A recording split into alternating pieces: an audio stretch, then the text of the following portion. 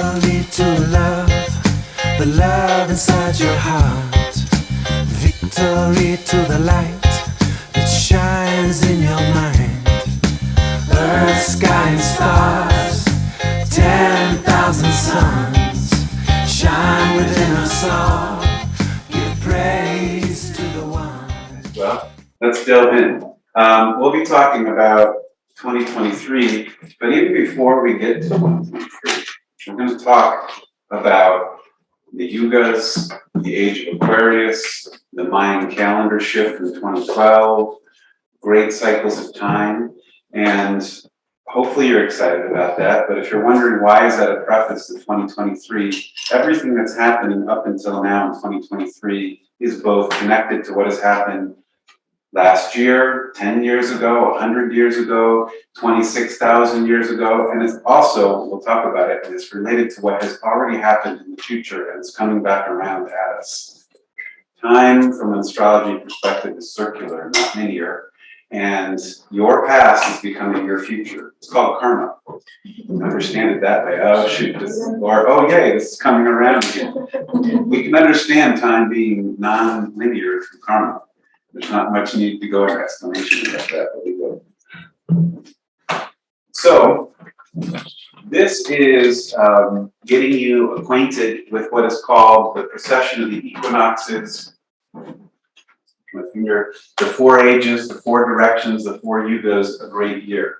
These are all terms from different cultures throughout time that are referencing this same, there's an exact number up here, 25,920 year cycle, but we just rounded to 26,000, it's easier to say. And how many of you are familiar with this on some level or heard this? It's just completely new information to anybody out there. It's okay if it is. Yeah. Okay. Let me say that Aquarius, the sign of Aquarius, if you're born under the sign of Aquarius, you have a moon there. Aquarius is the sign or archetype that corresponds to astrology. And we're shifting ages, I'll talk about this more in a moment, but we're shifting into the age of Aquarius and we're already in it. But we're in the tidal shift, the old age is dying and the new age is birthing. And so to some people it's very confusing. Is it happening? It doesn't seem like what I expected Aquarius to be, or maybe it's exactly what you expected it to be. However, and Aquarius, because it is corresponding to astrology in this new age, it's weather. People will pay way more attention to astrology than they did in the former age. They will just spontaneously, naturally gravitate, radiate towards astrology more than they did 10 years ago. 10 years ago was more in the previous age than now. And Katrina and I can confirm, I can't tell you how many more people are looking at astrology, particularly people who are 30 and younger. Not that there's anything wrong if you're 30 and over. If you ask somebody 30 and under or even 20 and under, they know their sign, they know their chart, they understand how astrology works, they know generations, and they'll speak to it. And then the little ones who are 5, 6, 7, 4, they just naturally want to go into that world already. And it's not something that's been pre-explained to them because their souls have incarnated ready with this information already understood. Or many of them have, and many of them will. You'll see in the next 20 years an explosion of astrology understanding, and also correspondingly astronomy. We'll discover new planets. We'll probably realize and remember that there are star beings out there. Aquarius also rules star knowledge and things that come from other planetary, other dimensional, other galactic planes. And as we enter into a new place of consciousness, likely we will remember that. There are many people in this room that have probably already seen star beings or talked to them or have conscious connection. And the more we step into the age of Aquarius, the more that won't sound weird, it'll sound normal. Just like if we go way back in time, remember how I said time is not linear, it's circular? If you talk to ancient cultures and they reference star beings, it's all over their text, it's all over their written things, it's in the pyramids, the elders still speak of it, it's in the codices. And when we go work with our elders, whether Lakota, Mayan, or Yogic, they all speak of star beings in regular talk. It's not like, hey, by the way, they're star beings. You think I'm kind of weird for saying this? There's no weirdness about it. They just speak straightforward about it. It is. And so if you're one of these people, it's okay to speak straightforward about it now. In fact, you'll find more than people thinking that you're weird, they'll be like, me too. And let's talk more about that. And what do you know about this? Because we're remembering something that has already happened many times in our history on planet Earth. Star beams and other galactic information has constantly been in the field here, and we've constantly remembered it and then forgot it, and then remembered it and then forgot it. I won't go too far into this, but this is what this great cycle is. This is, if there was one thing that you could ground your head in around astrology, this would help explain things around time and space and astronomy and quantum physics and spirituality, and many things are related to this great cycle. So, on Earth, there is a cycle that is 26,000 years long. For some people, if they've never stepped out of the consensus reality of history, this is like mind-blowing. Didn't humans just kind of start walking upright and doing agriculture about 12,000 years ago? The answer is half yes. We fell from consciousness from a state of being very high in consciousness and fell back down to the earth and were very, I don't want to say low, but we had forgotten many things. And then we remembered agriculture, we remembered architecture, we remembered mathematics, and we've been on a slow remembering since then. But prior to 12,000 years, we as a species were at a very high state of consciousness. You may have heard places of Atlantis. The Great Flood and Atlantis are the same thing. Noah's father and other people were on Atlantis. They were Atlantean beings, if we use biblical knowledge. And in that time, you read the Bible, there's giants, and there's people who are seers to other places, and Merkabah angels come down and talk to us all the time. This is the same in the Kabbalah, this is the same in the Hebrew religion, same in the Zoroastrian, same in the Persian, same in the Mayan, same in the Aboriginal, same in the Celtic. They all say the same thing, they all point to the same timeline.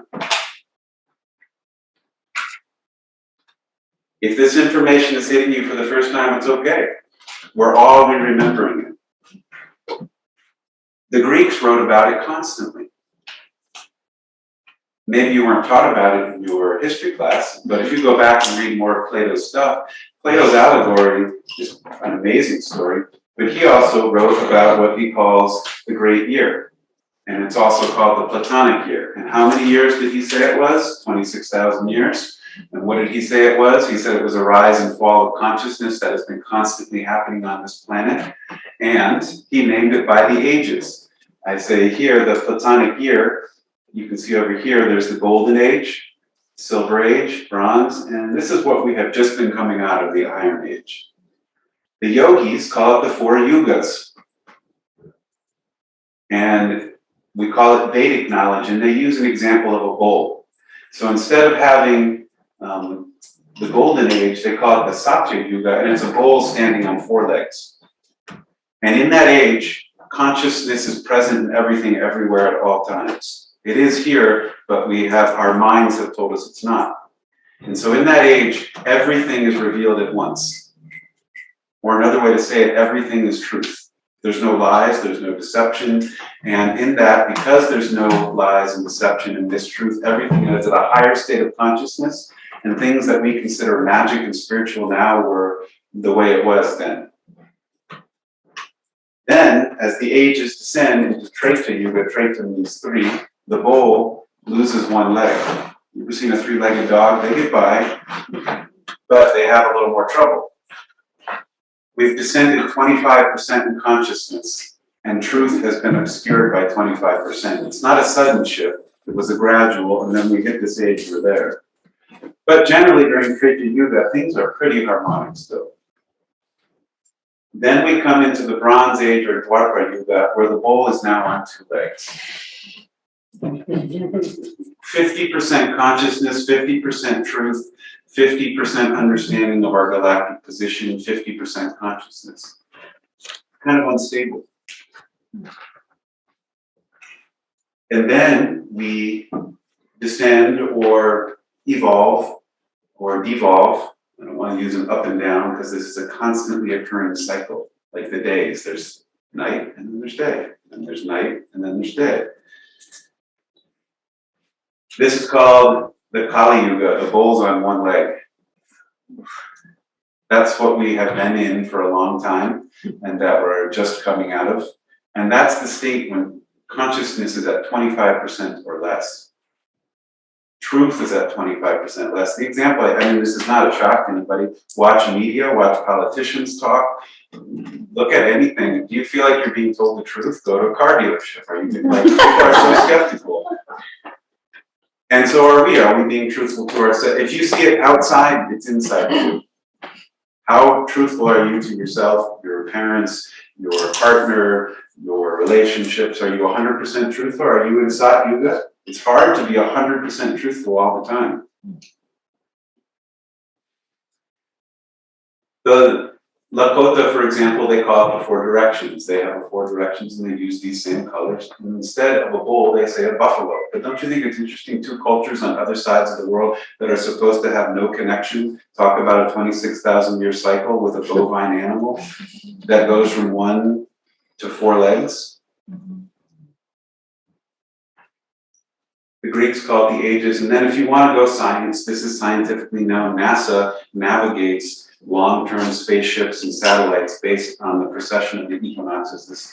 You don't have to understand this gets really technical, but about this 26,000-year cycle. If you go on right now and type in 26,000 years of NASA precession of equinoxes, you'd be like, whoa, there's a lot of information here. Wow. They've been working with this for a long time. Why? NASA has sent delegations all around the planet to talk to the Greeks, to the yogis, to the Mayans, and say, how did you know about this? Our teacher, Miguel Angel, who's from Mexico, he had a teacher before him who passed. He left on a starship. One night, the star beings came and said, it's time for you to go back. They saw his wife. He prepared his wife. The 4 star beings stood in the corners of the room, and out he stepped. Came to my teacher in green time and said, it's time for me to go back. Prior to that, 2 years before, NASA sent 5 engineers down to find this man because he knew things and he was translating information about movements of planets and stars and the way that the pyramids work, that they said there's no way someone can know this without computers.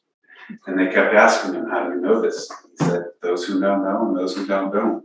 It's not if you do this equation, you'll get it. It's a state of consciousness. If you're not at this level of consciousness, it's not available. Multiple times. Do you want to say anything about this? So just to give you a couple things, how many people have heard people say, the patriarchy? Or the patriarchy? Well, number one, it's not a good or a bad thing. Because there's the matriarchy. Patriarchy is just a state of consciousness. It means the masculine energy is holding structure. It's not good, but you can have negative masculine energy holding structure and you can have positive masculine energy holding structure.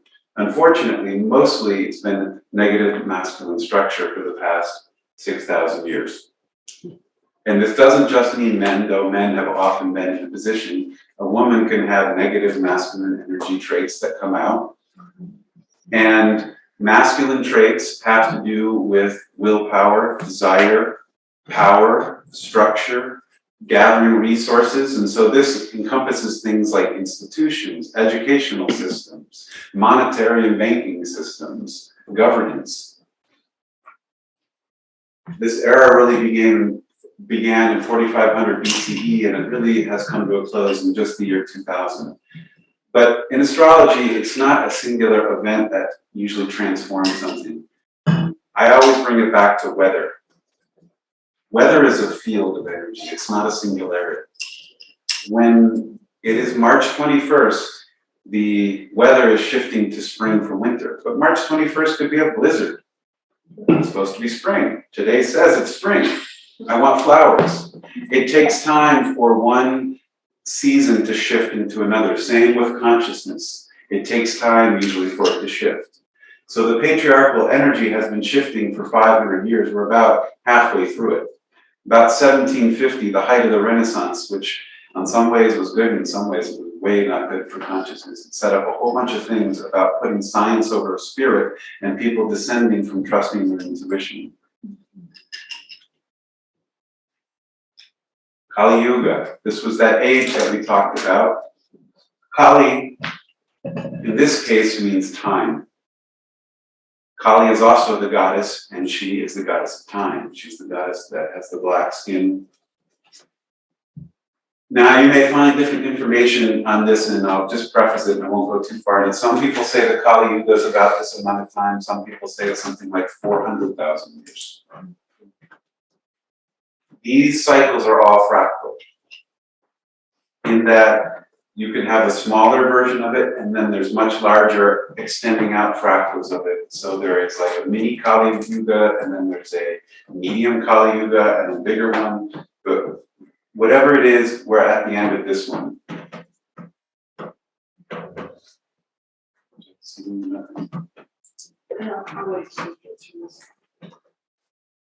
And then the age of Aquarius. This is a very important thing, and it's, I don't want to say it's hokey, but most people prior to maybe 20 years ago, when they first heard the age of Aquarius, it was probably that one song on the radio. And people are dancing, and those who didn't resonate with astrology or felt disappointed that what happened in the 60s and 70s all fell apart, they're like, ah, screw it, it didn't happen. Consciousness didn't shift. Or so I don't think, there's not love and peace everywhere. In fact, we see more polarized in some ways. Perhaps that's a state of perception than we were before. But we are in the age of Aquarius. If you want to understand the ages, I'll go back a slide here in a second. This 26,000 year cycle is broken into 12 great months.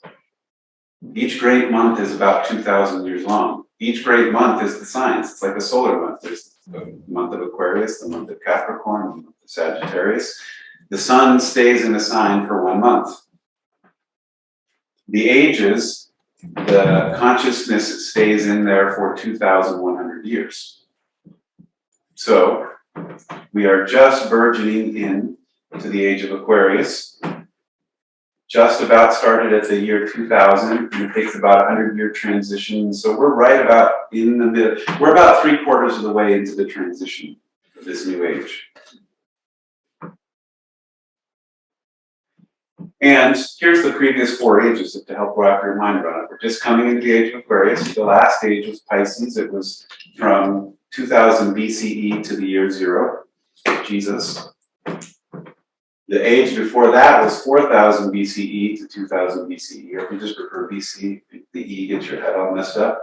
That means before the Common Era. And then Taurus was the one before that. What would have been before Taurus? It goes backwards through the signs. That's why it's called the precession. Pre means to go backwards. Pro means to go forward. So it's called the precession of the equinoxes, meaning moving backwards. And guess what? In case you didn't know this, you all, if you've ever been to church, you've heard of these things before. This is referenced all over the Bible. The first part of the Bible is all about the apis bull and bulls and sacrifice and golden bulls. They're also referring to the age of consciousness. And then it's lambs, wipe the blood of the lamb on the lentil, and the lamb, and the sacrificing of the lamb. That's Aries. And then Jesus comes along, I am the fisher of men. Pisces. That will teach to bring people to spirituality. And then the book of Revelations is speaking towards the age of Aquarius. A lot can be said about this, but this is a whole different talk. This is just to drop the seed in your bucket, and if you want to go look after it, you can. Part of what we like to introduce is, now that you've heard the information, you don't have to believe it, but it's at your access to now look it up, research it. If you didn't know it before, you might not know how to find it. And then you look it up and you're like, there's a ton of information on this, all over the place. In the book of Revelations, they refer to the 4 living creatures, which are the 4 fixed signs. A bull, an eagle, which is related to the sign of Scorpio, a man, who is Aquarius, that's what the Aquarian sign is, the water bearer, and the lion. These happen all over. Ezekiel talks about them. They happen in Revelations. And if you go into churches and cathedrals all over Europe, you'll see this strange symbol. Lots of places. Not so strange. It's 4 zodiac signs. There's a lot of information about it. Again, this is more of a seed than a talk about it. And the most famous story in the Bible is about astrologers. The 3 wise men, The word magi is a Zoroastrian word that means astrologer and magician. So the three wise men came from what is now current-day Persia. They were Zoroastrian priests. They knew of the alignment in the sky was portending to an avatar being born, and they made the journey to go there.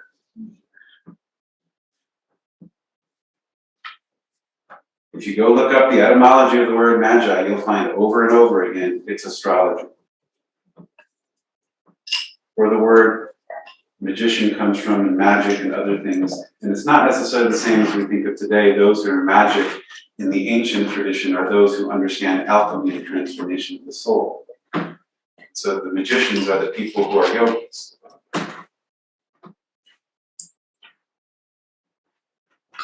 Same. So the age of Aquarius that we're dawning into is the water bearer. Often shown, could be a man or a woman, holding a vessel or a pot of water, and often shown gently pouring it out.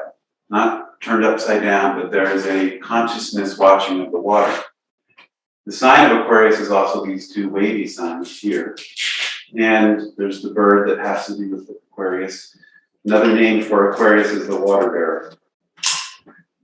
Now, Aquarius, interesting, is considered an air sign, or that's what's traditionally taught in the mundane astrology. But then it's called the water bearer. What's that? It's an air sign, but they're pouring out water. And then this little wavy sign, is that water? Is that air? One way to interpret Aquarius is if you put air and water together, it creates an electrical charge. Aquarius is really the sign of lightning and electricity. And that's what this mystical symbol is about. Waveforms going up and down. Electricity doesn't move through a medium unless there's water in it. When there's a big thunderstorm, the air is permeated with water, and that's when an electrical charge can discharge from the sky to the earth. So, something about Aquarius has to do with electricity, lightning, and that Shakti, to use a Sanskrit word. This has been all over the ancient traditions. Isis is the water bearer in the Egyptian tradition. She's the goddess of water.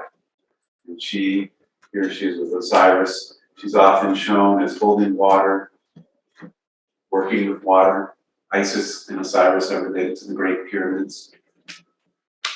And then the Native Americans in this area often have pictures of women out of the sky pouring water on the land, the same way as the Aquarian water bearer. And there are prophecies from the Lakota and the Hopi that talk about the return of the hoop healing and the waters coming back.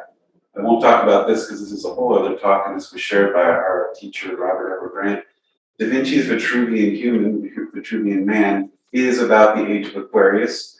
This shape here is the icosahedron. Icosahedron, get this, Plato, who did the 5 Platonic solids, which is a cube, a tetrahedron, an icosahedron, dodecahedron, you don't have to memorize these. But then he gave them all assignments of elements, and he said, the icosahedron is water. And you're like, that's cool. And then scientists go look at the molecular structure of water, and what do you think it looks like? It's an icosahedron. And you say, did he know, or was that just a really good guess? We are the ones that have fallen from consciousness. And as we raise from consciousness, I love science. Science and spirituality to me are the same thing. I mean, it's tongue in cheek, but science and education are always the last ones at the table. And they'll be the first one to be like, we discovered this. This is brand new information that water is an icosahedron. And then you look at the ancient books from the yogis to others and they'll say, yes, it is. It always has been. White buffalo calf woman from the Lakota tradition, she has to do with the returning of the ages and the prophecies. And then this came into the consciousness of a lot of people here in the United States, the word mini wachoni, which is Lakota. Katrina and I have a Lakota teacher, and we read the book by Robin Wall Kimmerer, which is called Rating Sweetgrass, which is a Potawatomi language. And both the Lakota language and the Potawatomi language, as an example, 80 to 90% of the words in those languages are verbs. In English, 80 to 90% of words are nouns. Things. We make things, which are static, which have a definition. Verbs, they're not really static. They're action, they're moving, they transform. It's kind of hard to keep up. This is one definition for it. So the Lakota word for water is mini watoni, which doesn't mean water. It means water is life. It's a constant process. Many words in both languages of the Potawatomi and the Lakota, and most ancient languages are mostly verbs and less nouns. When we fell from consciousness, we went from verb understanding to noun. Thing. Do you like to be defined as a thing or as an action? I mean, that's where judgments and stereotypes come in when we start calling people things, as opposed to a process or a state of consciousness. But this is also the water bearer. And then here's the Mayan goddess Ixchel. Ish is the sacred feminine, and Ixchel refers to this iteration of the goddess. And look, there's a pot being poured out. Water, here's the water pouring out. Don't you think it's an interest? And the pots are usually the same shape all over the world. This round pot with the rim. Go on the internet and type in water bearer and look up cultures left and right, and you'll find this same vessel. And the rabbit.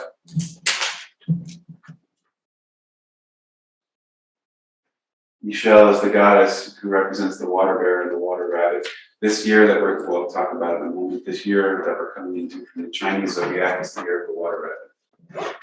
It aligns with the Aquarian age virgin. So we'll get much more into this, but these are some broad principles about the age of Aquarius. The age of Aquarius has to do with things being non-dual, non-local, non-material, and a single unified field. If you're saying, what is that? That's cool, what does all that mean? Non-dual is duality, let's go with that. Things are black and white. Things are polarized. We've seen it all over the place in the last 3 years on how polarized society has become over fear with the pandemic. Families are polarized, cultural groups are polarized, religious groups are polarized, political groups are polarized to a greater extent. The age of Aquarius is about dissolving or transcending the poles of things. It's not this or that, it's yes and more. Non-local. We're used to things being like, it only exists here at this point in this time. If you go look up quantum physics, they'll say everything is non-local, everything is existing, everything everywhere at once. There's no one center point of the universe. Every point in the universe is the center of the universe. This is quantum physics. You're the center of the universe, so is your neighbor. It's a paradox for the mind, because the mind wants linear and locale and things held, but the more we go into the Aquarian age, the consciousness is opening to this field of possibility that things are non-dual, non-local, and non-material.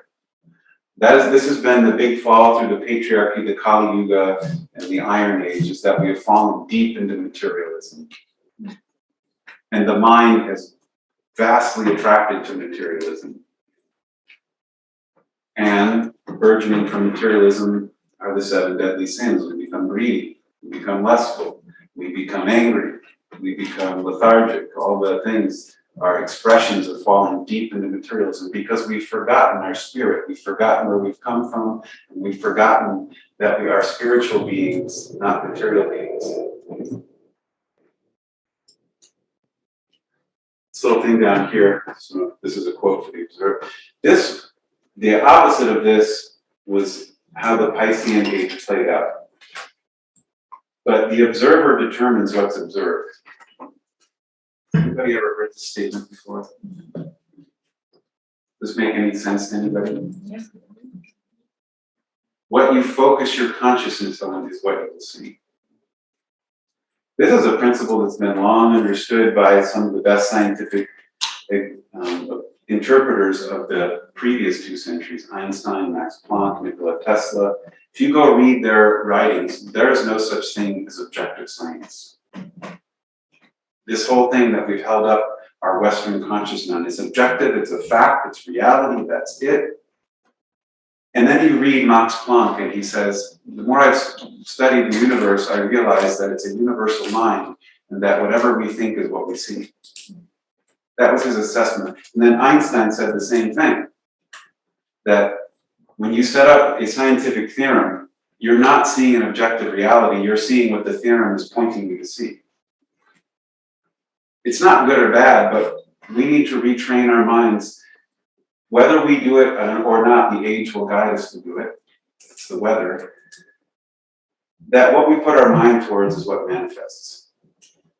Not the opposite of a completely objective reality where we just see a reflection of everything.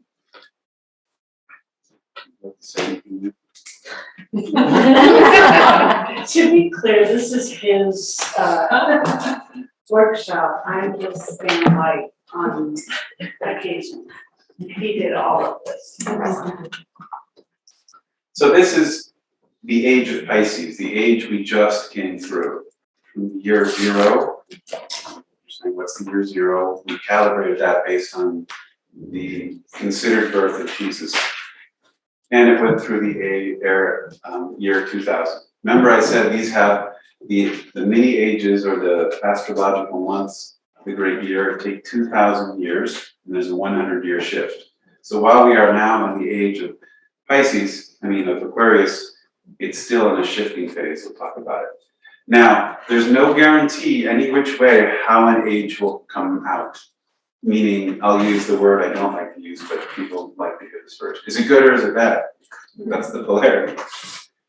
Pisces didn't have to be a troubled age full of war and conflict, suppression, and countries and governments fighting each other, and science and spirit splitting. It didn't have to go that way. What determines whether it does or not is free will choice. How we collectively use our free will determines how every age will play out. The positive side of the age of Pisces, and some of this, in every age, it's not one or the other, it's not just polarized. We did see a lot of this, and if your consciousness is more on this level, you'll look back on the age of Pisces and be like, hey, what is this? Because it was for you, because that's your reality. But the principle of Pisces is love, non-dual. Nature is sacred. There's an abundance of everything. The past 2,000 years has been, from one perspective, mostly scarce. We have to gather resources for the country, gather resources for the kingdom, gather resources for the family, gather resources for me. There's not enough for all of you. Nature, in its essence, doesn't operate that way. Go look at an apple tree. It's not like I make one apple. A tiny apple tree makes like 400. And the whole apple tree is leaning over with apples.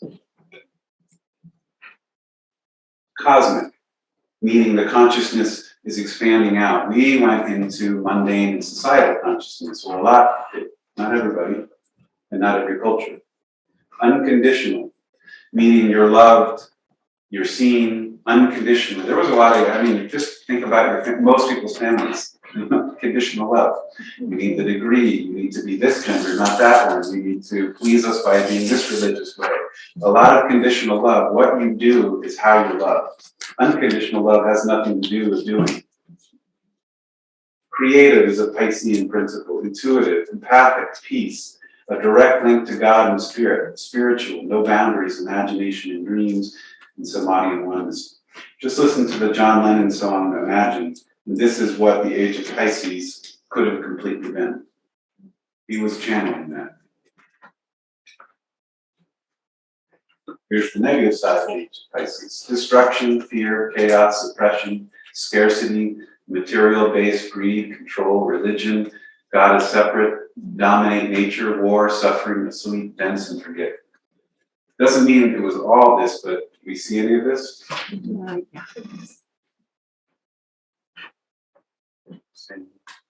Katrina's our resident Pisces. She's a sun Pisces. I guess I was gonna say that, if anything, like what you're seeing for the age, if you're Piscean or the Pisces, anything in the sign of Pisces is good or bad. These are the two sides of it for you as a person too.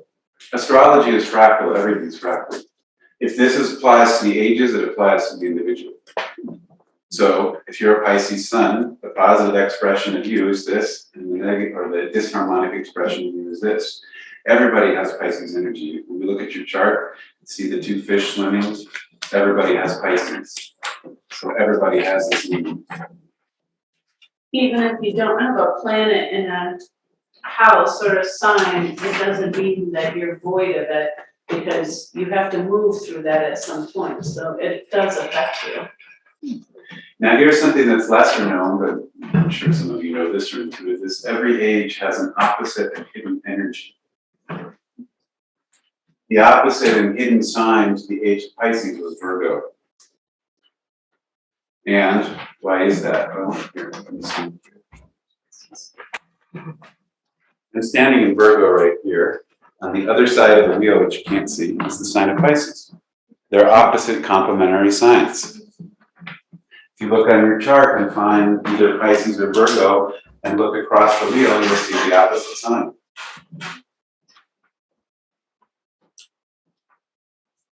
So, when Pisces is out of balance, it needs Virgo energy. Vice versa, when Virgo is out of balance, it needs Pisces energy. He's a Virgo. There's wisdom to the opposites attract. And in the Hermetic astrological yogic wisdoms, there's really no such thing as opposites. Pisces and Virgo are the same universal energy. One's expressing to the left, one's expressing to the right. It's the same energy. Does that make sense? Yeah. It's like a sword. It has two sides to the blade, and there's a left and right cut to it. It's the same sword. All astrology signs, the opposite sign is the same energy in the opposite degree. You can look at where your sun sign is and just look at the opposite, and you'll know for your own self what helps you stay in balance is that exact opposite sign. Anybody here in this room a Cancer sun? Your opposite sign is Capricorn, your balancer. Anybody in here in Aries? What's your opposite sign? Me. Libra. Do you have a question, Robin? Your hand is up. Just like that, and the negative, God is separate. The negative of there. Really just so salient in my traditional religious upbringing, doctrinally, that we're separate, and we have to make that transition so that. But it opened up. Opened up just a little bit more. Yogic philosophy, one under our interpretation, is you are God.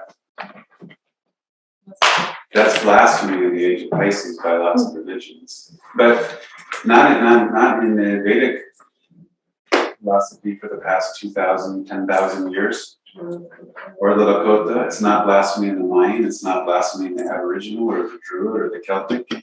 It's been a few set religions that have established that have been dominating the patriarchy.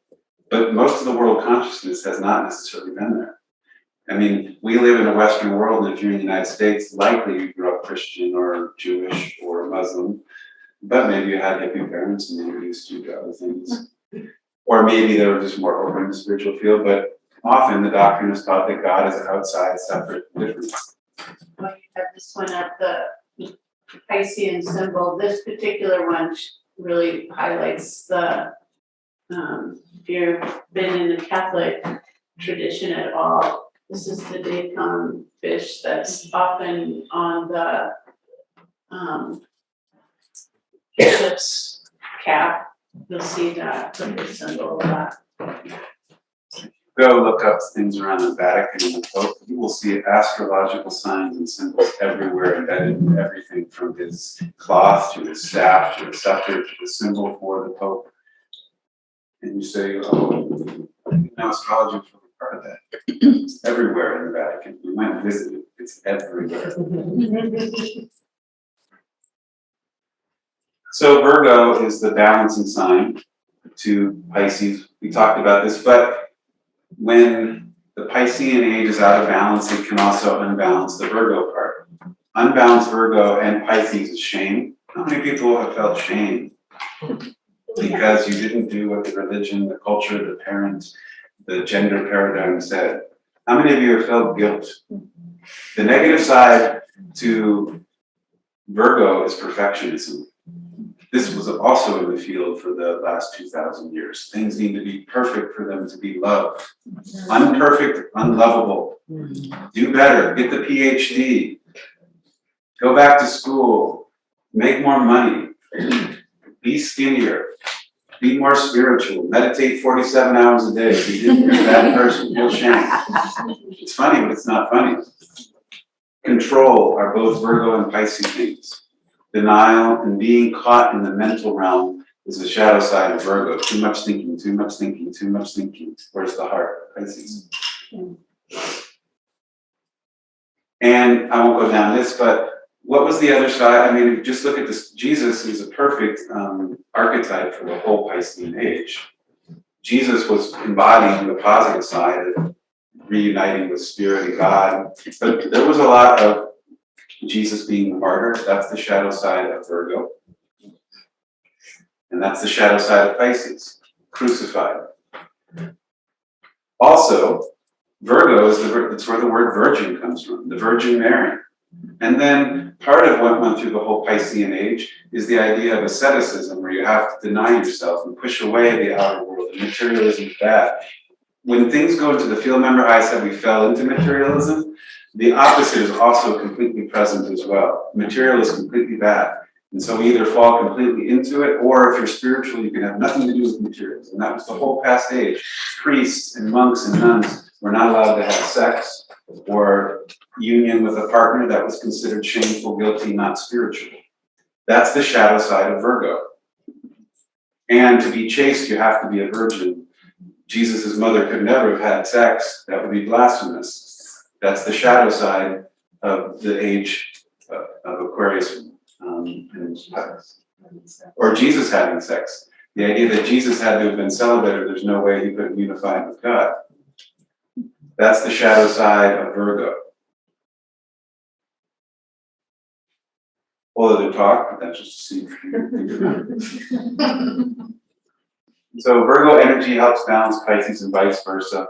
Things that come in from Virgo are health, free will. Virgo has much to do with free will choice. This passage of Pisces suppression is take away your free will choice and give it to the expert, give it to the leader, give it to the father, give it to the pope. I can't know. How would I know? Give it to the scientist. I don't know. See, intuition out the door in the past age. You can't know. You can't make a choice on that. Virgo energy is about discernment, which is different than judgment.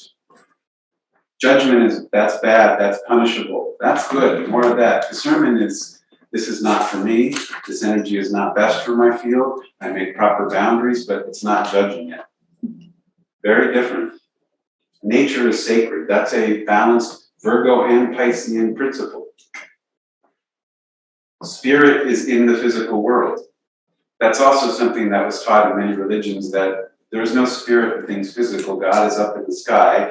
And all the ancient traditions teach the way quantum physics is that everything is vibrating with energy and spirit consciousness. And that's the non-local, non-dual, non-material. Service, self-care, humble, mother guide, and feminine. Well, just that he's backtracking to this past stuff, planting seeds. So what he's about to deliver has the foundation for you.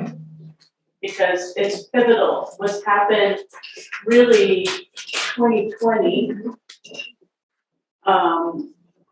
is, as I said at the beginning, this is all a transitional period that's landing us kind of into a more solid place, less in the awkward 8th grade transition year, you know, into something where we feel more on solid ground around 24, 25. But to explain that to you, it's important for you to understand this background stuff.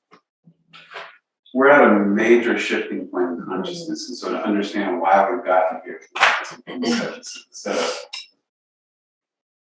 We're stepping into the age of Aquarius. Remember I said any age can go any which way. It's the collective free will and personal free will choices that determine how we step into this energy. The positive side to age of Aquarius, these are additional words to the non-dual, non-local, non-material. Love. It's a high principle of Aquarian age.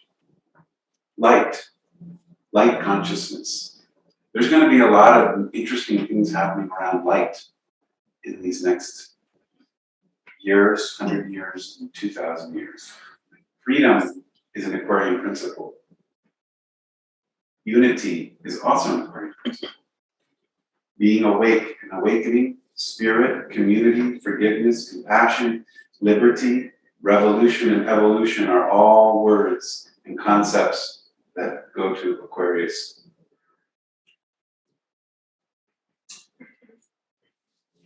These are negative sides of Aquarian energy, or disharmonic, enslavement, fear, and control. These past 3 years, from my perception, on the external world, have been dominated by fear and control. That was a taste of the possible negative side of the age of Aquarius. Suppression, division, that seemed to have happened a lot in the past 3 years.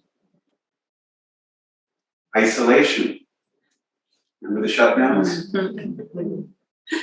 Forced.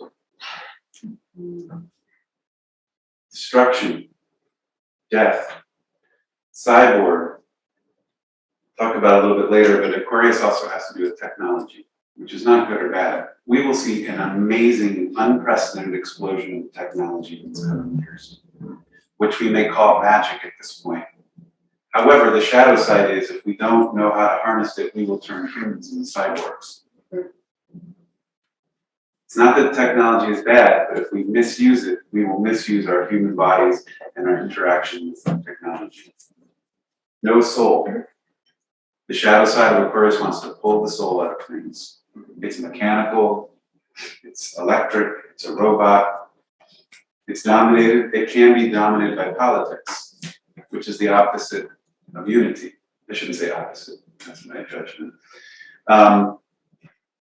Politics has a lot to do with duality. Pole is in it, polarity, is what the word politics comes from.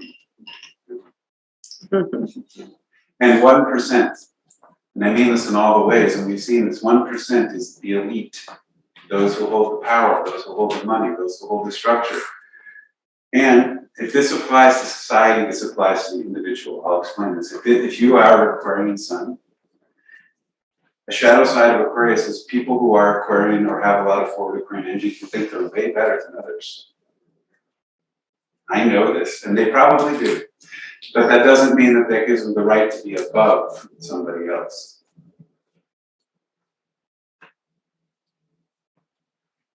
Ego balances Aquarius. So there's been a lot of talk about Aquarian energy. We also need to talk about Leo energy and bring Leo energy into this age. By the way, you all are seed people in this age. And if you are wondering whether your spiritual work matters, you are at one of the most fertile times that we've seen in recent history for shifting consciousness. Consider the start of the age of Aquarius like the start of spring. What seeds you put in the earth in spring matters greatly for what happens in August when you harvest. The ones who plant the seeds may not be the ones who see the full fruiting and flowering and blossoming, but if you don't plant the seeds now, what happens in the rest of the age will be planted by whoever else chose to plant that. So your soul chose to be at this planting time because you're planters. You have the skills to plant the seeds of new consciousness for the coming age. You chose to be here because you were ready for it. Don't hang your hat on little fruits come. Those are other beings that will incarnate at that time. Your job are seed planters and cultivating the garden of this shift now. And so part of the beauty of seed planters is they have a lot of trust and faith in their heart. Have you ever planted a seed? Like, is it coming up? Is it coming up? Is it coming up? I don't know. But what do? You keep watering it, you keep tending to it, you sing to it, you mantra, and then it comes up. If you don't do those things, it might not. So it takes a lot of trust and faith at this time. And those who have incarnated now need to stand in their trust and faith of self and connection to the unified field. And part of that is standing in your power. Standing up in your spine. And part of it is just saying these things. Oh my God, he said star beams in front of the group and he didn't try to backtrack on it. Well, I mean, I'm just kidding. Maybe you believe that. If you believe things like this, stand in your power. You'll find now, as we shift ages, more people will be delighted, enchanted, curious, and interested if they don't formally know this, as opposed to rejecting, suppressing, and calling it weird. Not everybody, but you'll find more and more of this is in the field. Aren't they cute? This is. Yes. This was in our summer last year. Leo energy is about authenticity, which is a great word. It has nothing to do with perfection, which is part of the shadow of the past age. Authentic is, I might make a mistake, I might say a wrong word, but you feel my heart. Lion-hearted, lion consciousness, authentic, share your heart. You may have made mistakes and things you're ashamed of in the past. Share your heart. Playful, loving, lion-hearted, responsive. Connection, caring, individual, good and sovereign leadership, like the Lion King and Lion Queen. Compassion, creativity, the 7 Hermetic principles. I'm not going to talk about them, but Google that, look that up, look that up, look that up. 7 Hermetic principles, look that up, look that up, look that up. You get the message. The Kabbalion, good starting point, Kabbalion. Yes, it sounds like Kabbalah, spelled slightly different. Don't worry, when you Google it, even if you don't know how to spell it, you'll find it. The Kabbalion, 7 Hermetic principles. Okay, done hammering that. Human being. So the shadow side of Aquarius could be sideboard, non-connection, isolation, fear, forced control.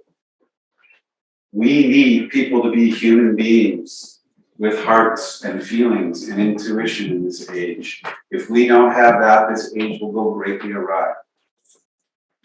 And so part of why people are sometimes afraid to step up into their power is they're like, they may see that I'm human. That's exactly what this age needs. You already see, you see, I'm talking about it all the time in my classes, like buzzwords are vulnerability and shadow work, and we know psychological terms that are things like gaslighting, and we are learning about this. We have therapists that we go to, and it's because we are wanting to tune in more to our shadow side. We are wanting to be a little bit more authentic. We want to be responsive, emotionally mature. This is all pushing us into this next era or age. And so you can see it, and it's, to me, very hopeful. And if you remember clear back at the beginning of his, you know, to go back with that big circle with all the cycles. And he said we're in the Kali Yuga for yogic terms, and we're moving into the next one after that was back to the Satya Yuga, where we fell from a long time ago. That's the next one. It goes circular, around and around. That, to me, is really hopeful. And if you yogis remember what the word in its essence means, it's the truth. Sat is truth. We're moving back. Our consciousness is moving back. We've fallen so far to the bottom that we only have up to go. So we're pulling ourselves back there. Did you have a question? Yeah. I just brought my finger. Oh, yeah, right. Yeah, sure. Yeah, keep that in your consciousness that we are turning back. I think it's important for us to keep not Pollyanna positive, but have a healthy dose of our potential. Have a healthy awareness of what our potential is, and we have great potential to shift this around. Particularly as we get into, we'll get into the actual aspects of this coming year, and you can see where you, with your own free will choices, can't hammer that word enough, can make some really good decisions for the good of the whole as well as for the individual self. And one of the things about Leo energy, I think, is that word, individual. And what we're learning is that it's okay to be the individual, but we're not separate. There's a big shift there. We've put those two words in the same definition. An individual, therefore, alone, separate, isolated. No, individual means you're unique and authentic, but you're not separate. We're connected. We are absolutely connected through spirit. So the Aquarian age, which is all about understanding that connection of our inner being, as Thich Nhat Hanh calls it, inner being. But remember the individual part, because if we lose the individual part, then the cyborg comes in. I mean, we're using that word loosely, but I mean, how much artificial intelligence is there? Alexis, pour me some coffee is coming next. Not just turn on my music or turn on my lights, it's bring it to me too. That's next. And to Katrina's point about, it's not about Pollyanna, but understanding that there are greater cycles of consciousness unfolding can really change how you interact with your daily life. The shortest story I'll give here is our Lakota teacher. She's in the late 70s. Her thing is all about the children, which Leo, I didn't put this on, but I should have. Leo energy is about children, fostering creativity of children, and guiding them through playfulness, through loving, through connection, through caring, through good sovereign leadership, through being an individual and authentic. And she does these talks in front of school children, and she stands in her power. She doesn't talk about these things that, well, maybe if you like this. And she tells the children, kids who are 5th, 6th, 7th grade, about these great shifts of time through the Lakota perspective, which is the same. And a number of times children have burst into tears hearing this information because they are so depressed about what they hear on the news from their parents, from schooling, that there is no hope. And that the only way is what is presented through the mundane societal media. And they learn of these great cycles of time and consciousness. And I think part of why they burst into tears because it hit their heart straight on. A truth reached them. And it's not just that I've heard it for the first time. It's like, oh my God, thank God I remember what I already know. That I don't have to go around depressed. I can make free will choices. We are creators. We're at a shifting age. Little children, share this with children. This is not just for adults. They'll understand this. To piggyback off of that, in this last retreat we did in Taos, she was speaking there and she told the group that she was in talking to these little kids. One little kid said, well, my mom likes my little brother better than me. And this is a common, you've heard, I mean, I've had my own kids say, you like me. But she said, that is a teachable moment right there to say to the child, no, do not think that. Do not think that because you have control of your mind. And that we need to shift kids, empower kids to know that they have control over their mind. Don't think that. Tell your mind not to think that.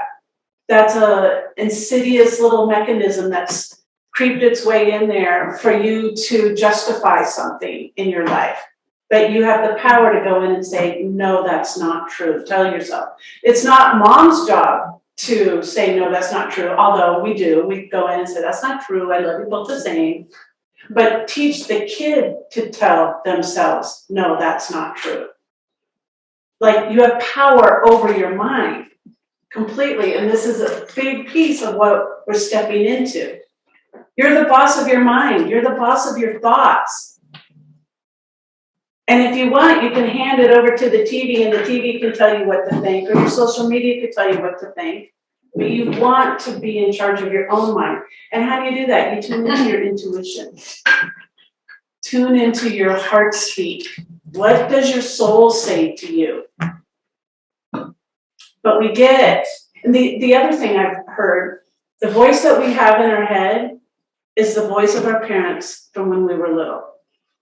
That's what we grow up with, that as our inner speak.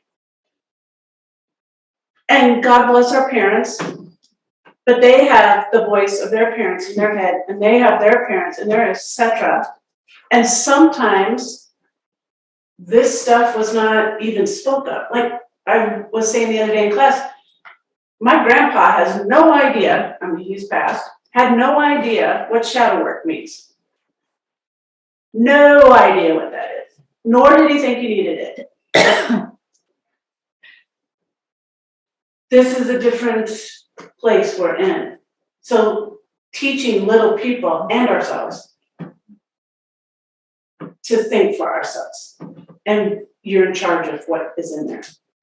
It seems so simple, but we're putting 30 kids in a room and then eat this, eat this, eat this, eat this, and it's the truth. And they're like, yes, ma'am. And did you just talk back to me? Because that's time out. Yes, ma'am.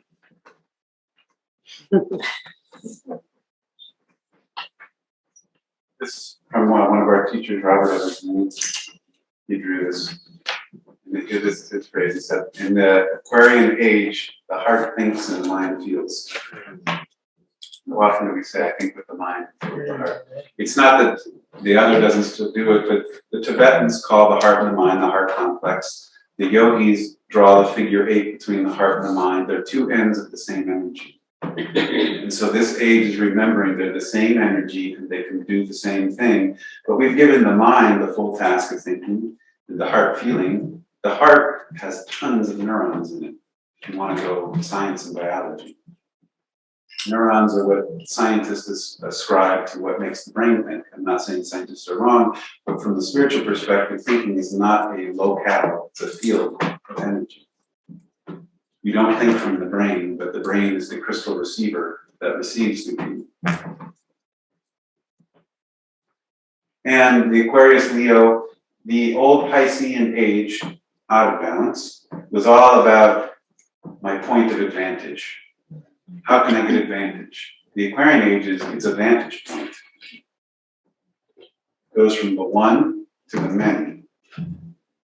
A very part of the patriarchal thing is it's a fact. Our teacher tells us, put an E in there, it's a facet. It's one of many. The owl represents wisdom and knowing, and in the alchemical and yogic practices, there's peacocks. Katrina hasn't ever known that. You want to say something about the peacocks? What's going on here? It's the feathers, they look like eyes, of course. That's one of our favorite parts about it.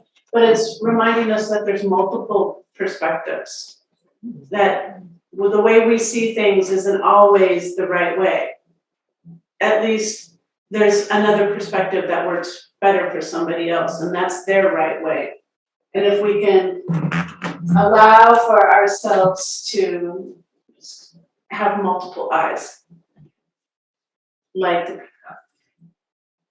You'll look through alchemical and lots of spiritual texts and look at some of the Mirtis, and they have multiple eyes, showing that they're seeing multiple dimensions and perspectives. Or the simple way to do it is just put the peacock feathers up. Sometimes we relate to animal spirit beings easier, more relatable to us. Getting close to 2023. We're starting to talk at least within a couple of decades. So this is a setup for what's happening in most of our lifetimes and things that we're experiencing directly. I mean, we're experiencing all the ages stuff directly, but now this is getting way more pointed. The Pluto-Uranus conjunction that happened in 1965 and 66 is considered by the astrologies to be one of the major things that influenced consciousness for a 133-year cycle. So it wasn't just the 60s. It was an energy that happens every century and a third, and it occurred in 1965 and 66. If you were born close to these years, you have this conjunction in your chart. Conjunct means they're together. I know some of you are pro astrologers and know all this, and some of you, this is your first rodeo, so I just want to be clear. Whenever you hear the word conjunct, it means they're right next to each other. And of course, they're light years away from each other. Pluto and Uranus are, from our vantage point, if you were to look up in the sky, it would look like they were right next to each other. And I use lightning to represent Uranus. Uranus corresponds to the sign of Aquarius. Every planet corresponds to a sign. They have a home base. And Aquarius is lightning. So is Uranus. This is Pluto, isn't that cute? It's got a heart on it. And what happened in the 1960s when Pluto-Uranus conjunction happened? This. Go back a slide. Pluto got cut off here. Pluto represents evolution, transformation, and Uranus represents revolution. So the force of evolution met revolution in the 60s. Does that sound like the 60s? Astrologers prior to the 60s, it's not that they were telling the future, but they're like, the field is right for this. This is what it's going to look like.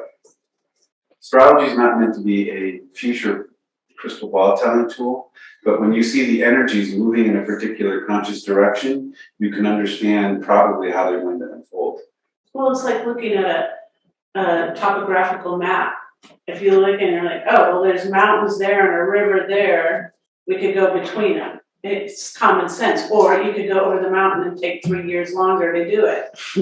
It's showing you the map of what's unfolding. It's giving you the terrain. I mean, you all know this, but Civil Rights Act, Malcolm X, Voting Rights Act, Vietnam War, Martin Luther King, Black Panthers, Cuban Missile Crisis, JFK, RFK assassinated, Woodstock, Kent State shootings, race riots, Equal Rights Amendment, birth control came through, Roe versus Wade, Earth Day. So, I mean, this is just a small list. But these were all things that shook society up. Revolution. And they were calling for an evolution of all of them. It's not saying whether they will or won't, but it says it's going to examine it. And so the 60s and 70s examined all of this. And you ever looked at the poster for Woodstock? The main billing is an Aquarian exposition. The people who designed Woodstock knew that this age was coming, and you know, in tongue-in-cheek, because there was a lot of it, sex, drugs, and rock and roll is the name sometimes for the Woodstock experiment. But those who designed it said it was an experimentation in consciousness towards the Aquarian possibilities. When you hear that now, does that make more sense? It's not that everything played out perfectly, but there was a lot that happened at Woodstock that embodied this shift of energy.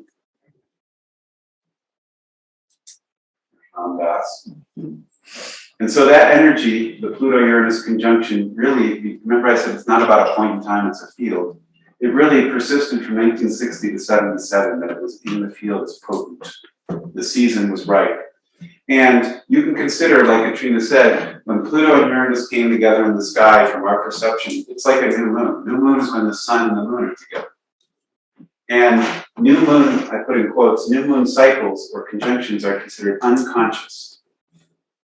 It's a beginning of something. It's like a seed put it deep in the earth, below the underground. We can't see it. It's below the conscious line of visibility.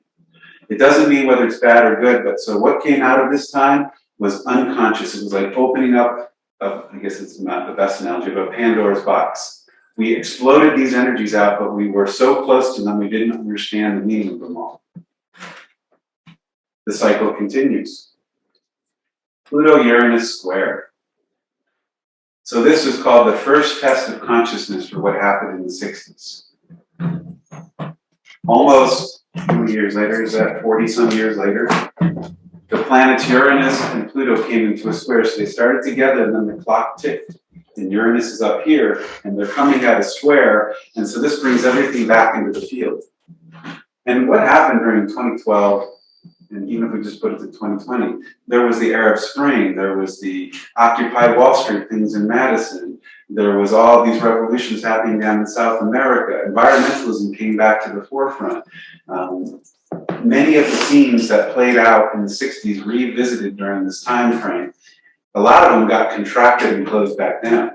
And that's where people said, whoa, the 60s didn't really happen. You know, a lot of the things that opened up in the 60s at the first quarter square, they get collapsed and pushed down because people rebound backwards. Roe versus Wade.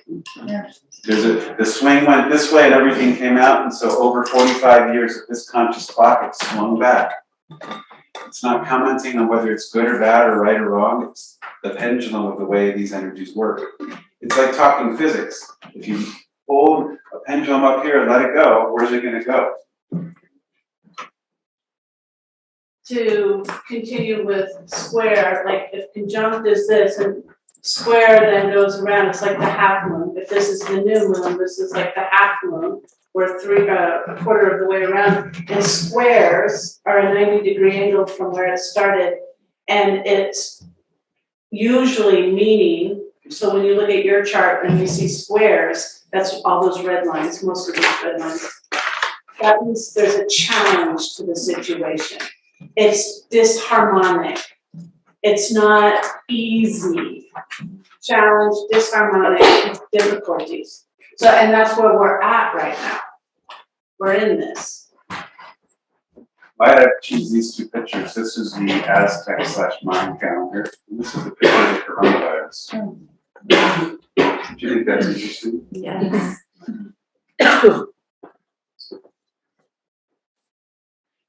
The next cycle that we're just burgeoning into of this 133-year cycle is Pluto and Uranus in opposition. That happens in 2026. You can consider this like a full moon. When the moon and the sun are opposite, it's a full moon. So in the year 2046, Uranus and Pluto will be opposite, and this will be full illumination and awake consciousness around what happened in the 60s. I don't want to hold to the 60s, but what came out of it. The revolution meets evolution. And so almost 80 years, 90 years later, we come to a point where we more fully understand what we stood into and opened up. So we don't even fully understand what has happened since then. That was the beginning of a cycle that is a huge shift of consciousness. 133-year cycle, this is halfway through it. This can also help with understanding things, like if there's a contraction in consciousness and you're thinking it's bad, it's part of the cycle, it's the first quarter turn. There's going to be a reopening up and a re-examining of this in the coming decades. Ooh, this is the one that came really close to home. Now we're in 2020. Say that dramatically. This was the Pluto-Saturn conjunction. This happens every 33 to 38 years. This particular one in the sign of Capricorn happened 4,000 years ago. So it was a fairly rare event. And they conjoined on January 12, 2020. I usually don't point out that, and remember I say astrology is a field, not an individual point, but on January 12, 2020, that was the day that China released to the public that there was a coronavirus thing happening. And oddly enough, that same day, they had already sequenced the whole virus and announced on that same day we have the complete genetic sequence for this virus that we don't know anything about. Look it up on Google, January 12th, 2020. The last time they came in conjunction in our lifetime was 1914. What happened in October 1914? Sure. Yeah, Franz Ferdinand. Serbia and World War I erupted. Federal Reserve. This is World War II. And 47, it seems like the end of World War II. If you look up what happened in the year of 1947, it has vastly shaped the landscape of the world. It's when the United Nations came into being. It's when Israel was promoted as a state and Palestine was demoted as statehood. There's a whole bunch of civil rights things that burgeoned at this point. 47, while it doesn't seem like a common year that you would know, there are so many things that happened that year to world governments. This is Pakistan and India separating. 1 million people were killed in Pakistan and India because they told the Muslims they were going to Pakistan, and those who are Hindu stayed here in India, and cultural wars and revolution broke out there. That's still in the field now, Pakistan and India and Kashmir. 82 was another one. This one also may not seem so big. This was the Falkland Island Wars. This had to do a lot with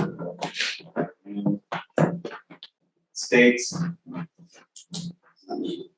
What's that? Recession, the Great Recession of the 80s. So usually when Pluto and Saturn come together, it's not bad or good, but there's a great contraction in societies. Also solidarity in 1982, which eventually caused the Berlin Wall. Yes, yeah. To collapse. So, yeah, great point you said with the Berlin Wall. So these events aren't always, it's not bad or good, but there are huge events that hit the whole world.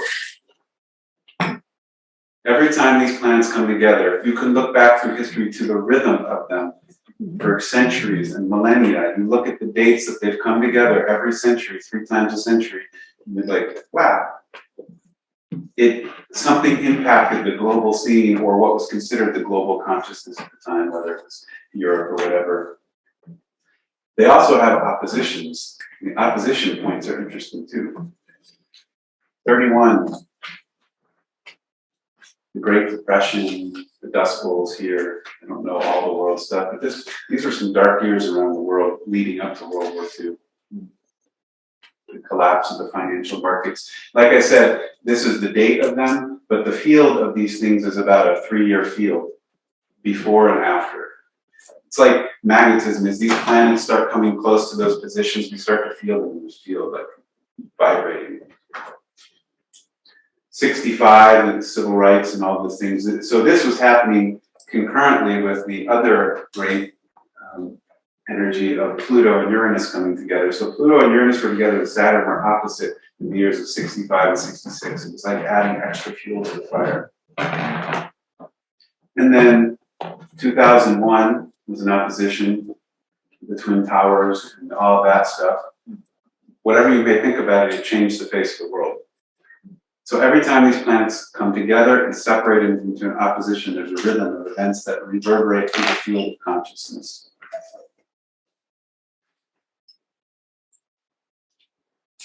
I won't talk too much about this. Pluto has been in the sign of Capricorn since 2008.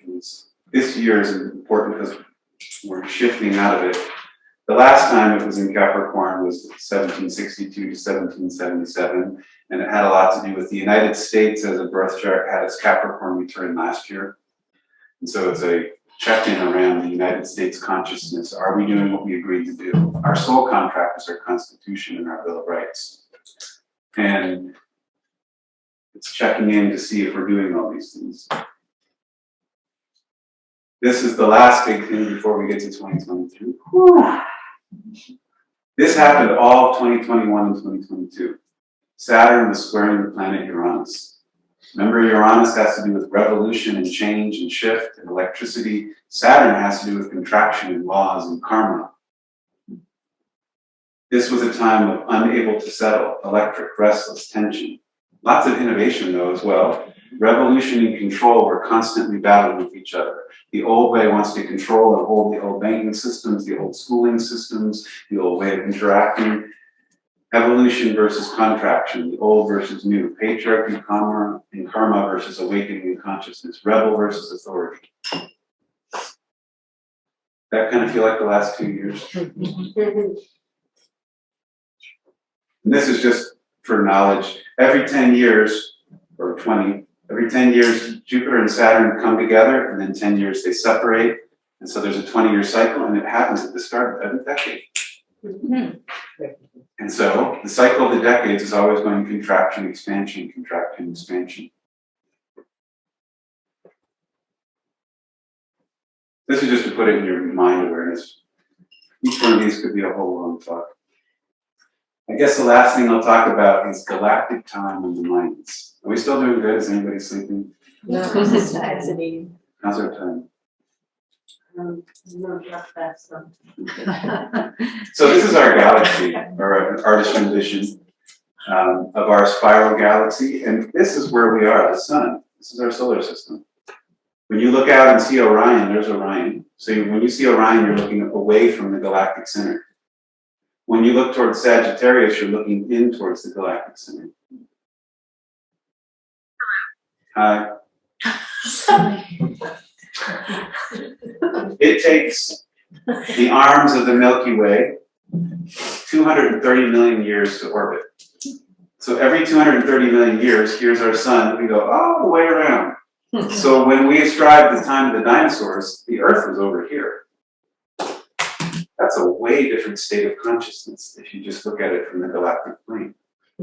There's different dementia and field dimensions and understanding and consciousness here than there are here.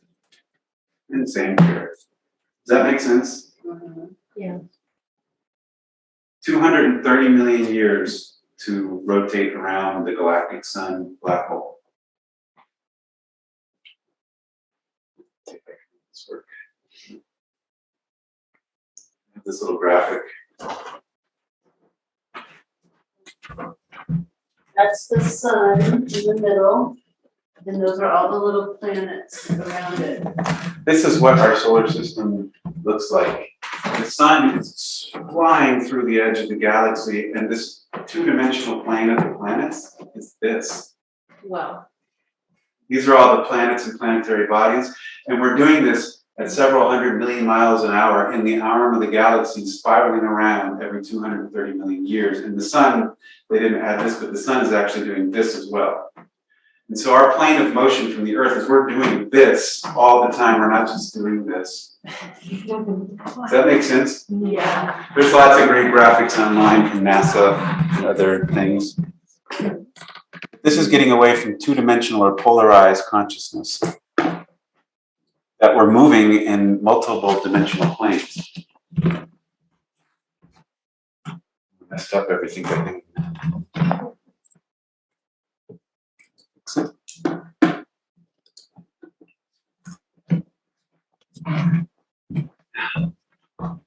Here's that 26,000 years again. So, here's a visual to help your head. What the heck does that 26,000 years mean? Again, NASA knows about this. Every 26,000 years, our solar system will start south of the galactic plane. So here's the galactic plane, so we're south or down. And then as we move through 13,000 years, we hit the midpoint. And then we go north and up of the galactic plane. And then we hit the peak and fall. Does that make sense? Every 26,000 years is a full waveform where we go below and above the galactic plane.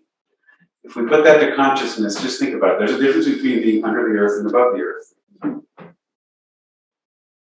Just meditate on that. The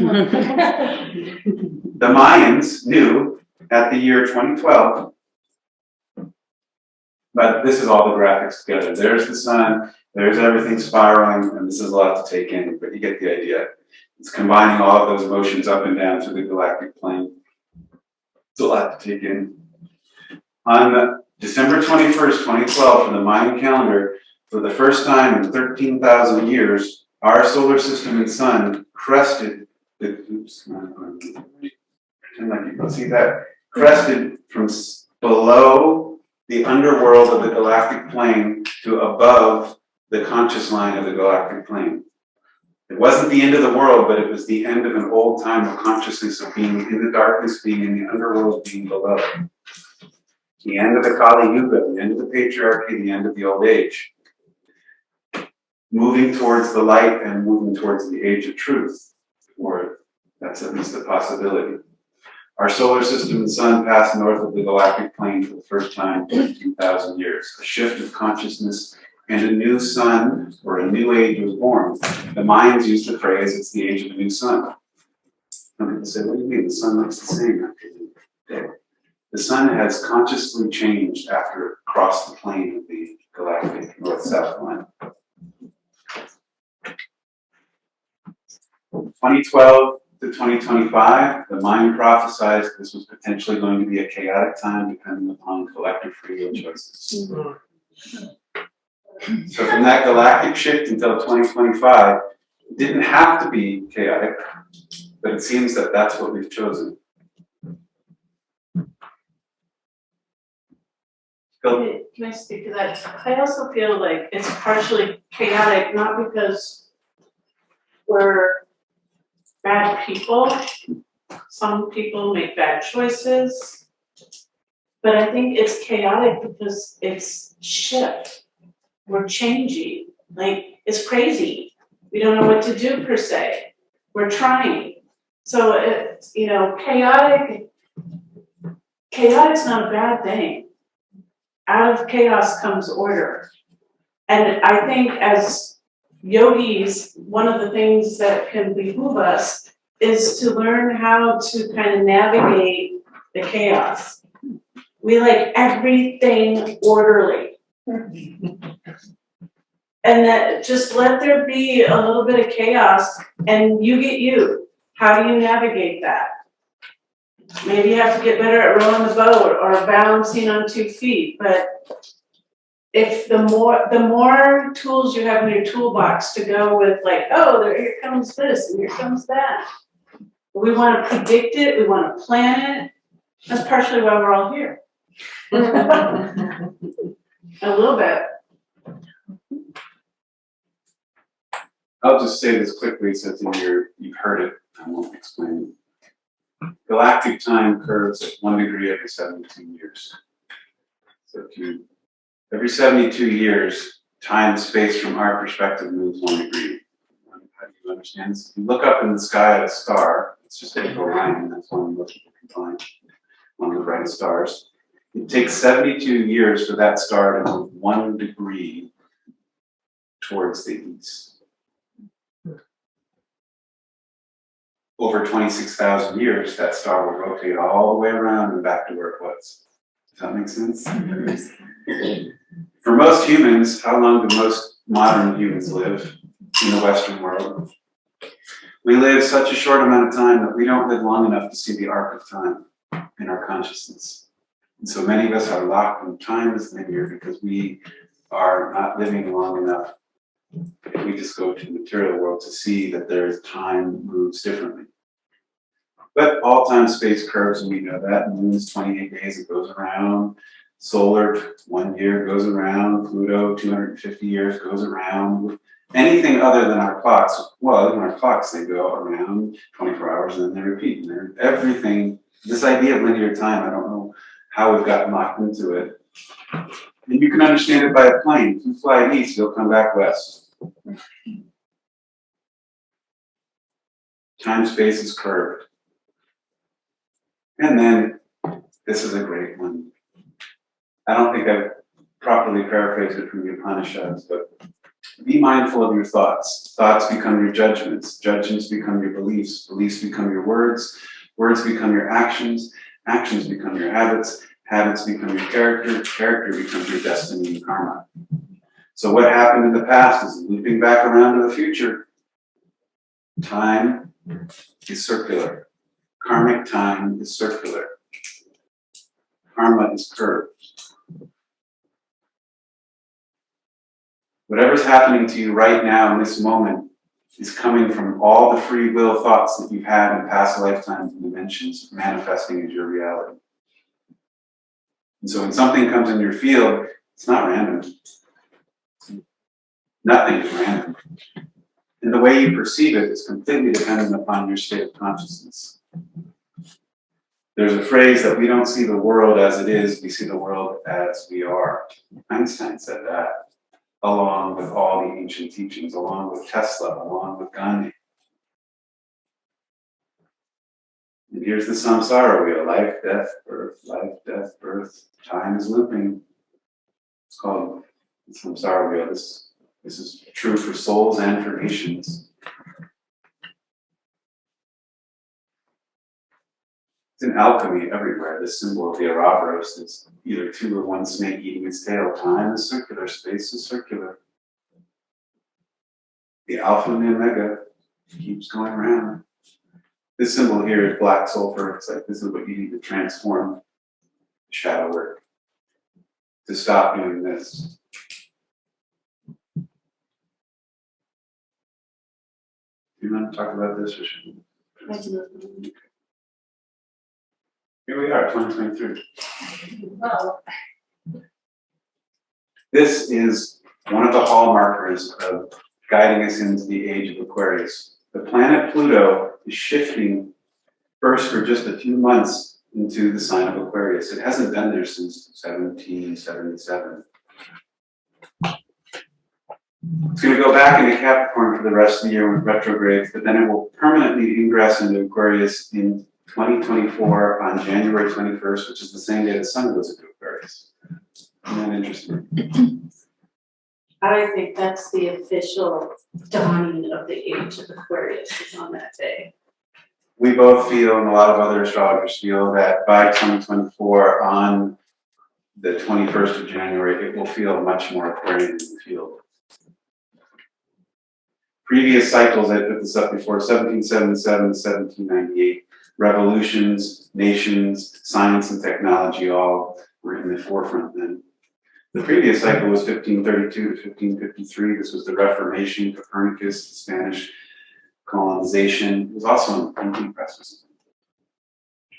Think of Pluto as your soul.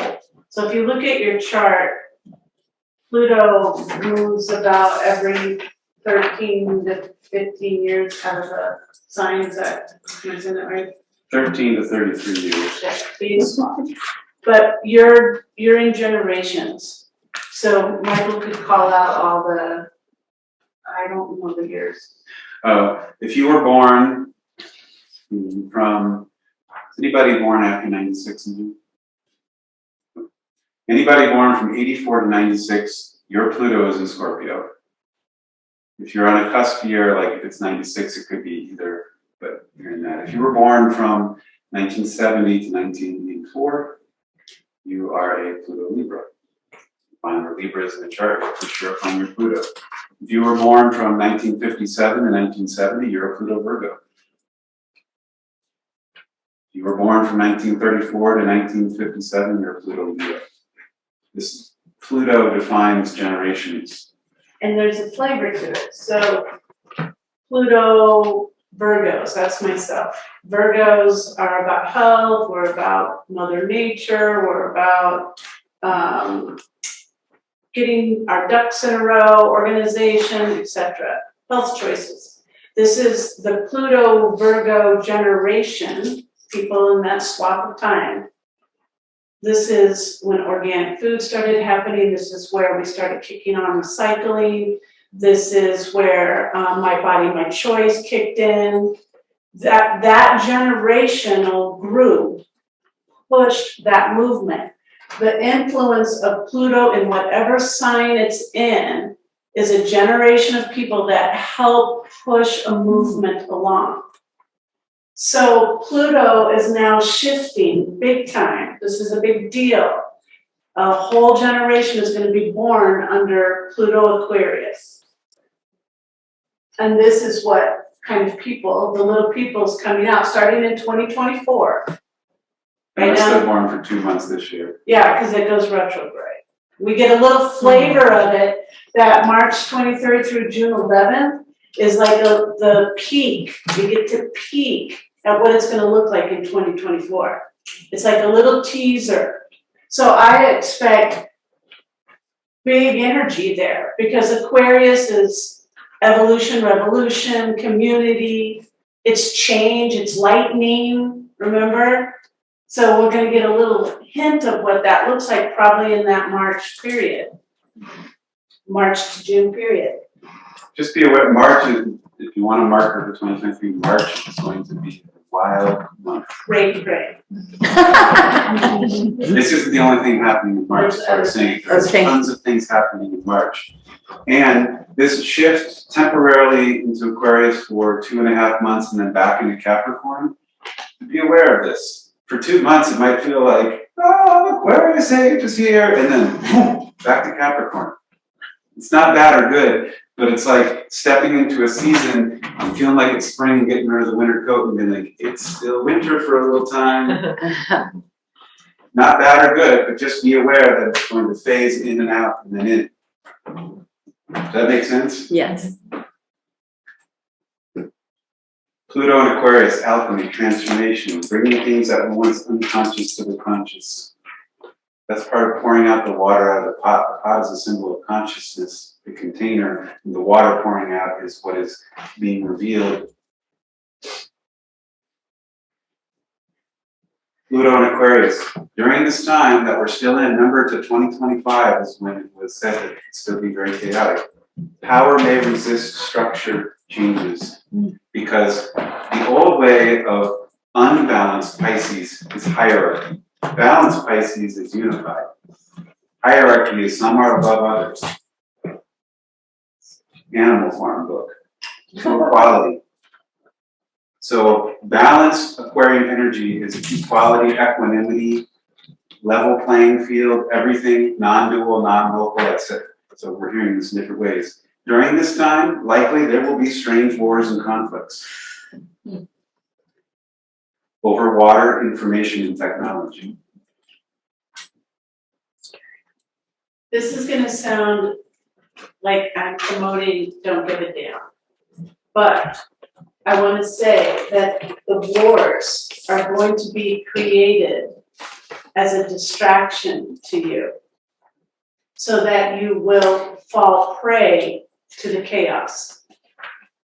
And that you will lose sight of this conscious evolution that we can step into.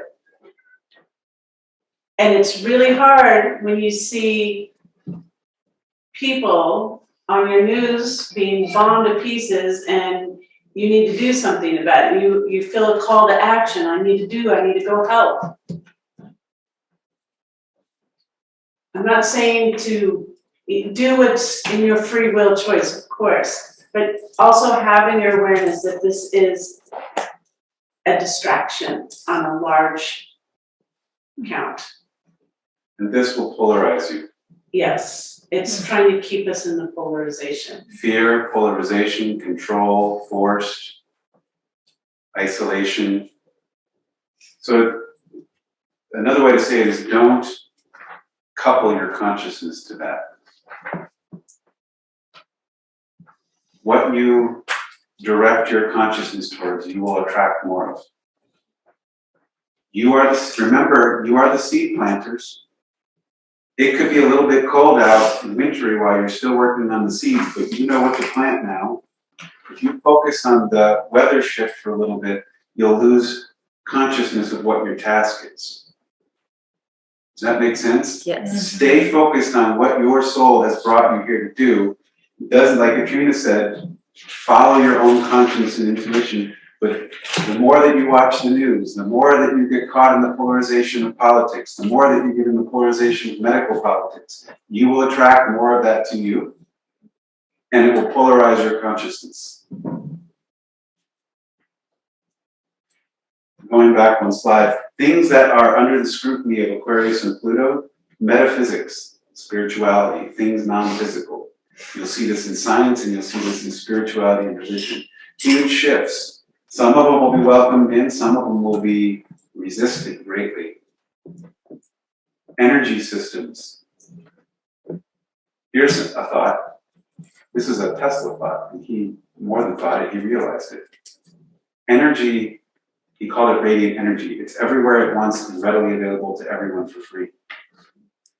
This could come out of the Aquarian age, but that would totally disrupt society if energy was free. And think about the 1% again. What's the predominant force behind that? Money-wise, right? They're not going to be a big fan. 1% is not going to be a big fan of any of this, really.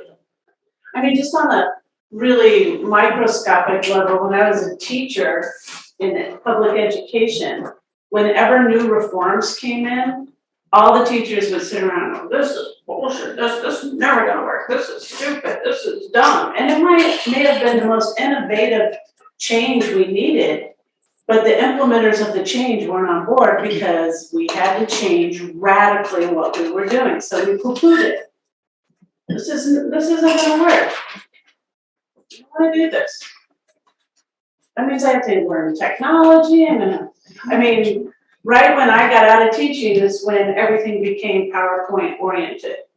And believe me, all those old teachers were like, this is stupid, kids don't learn this way.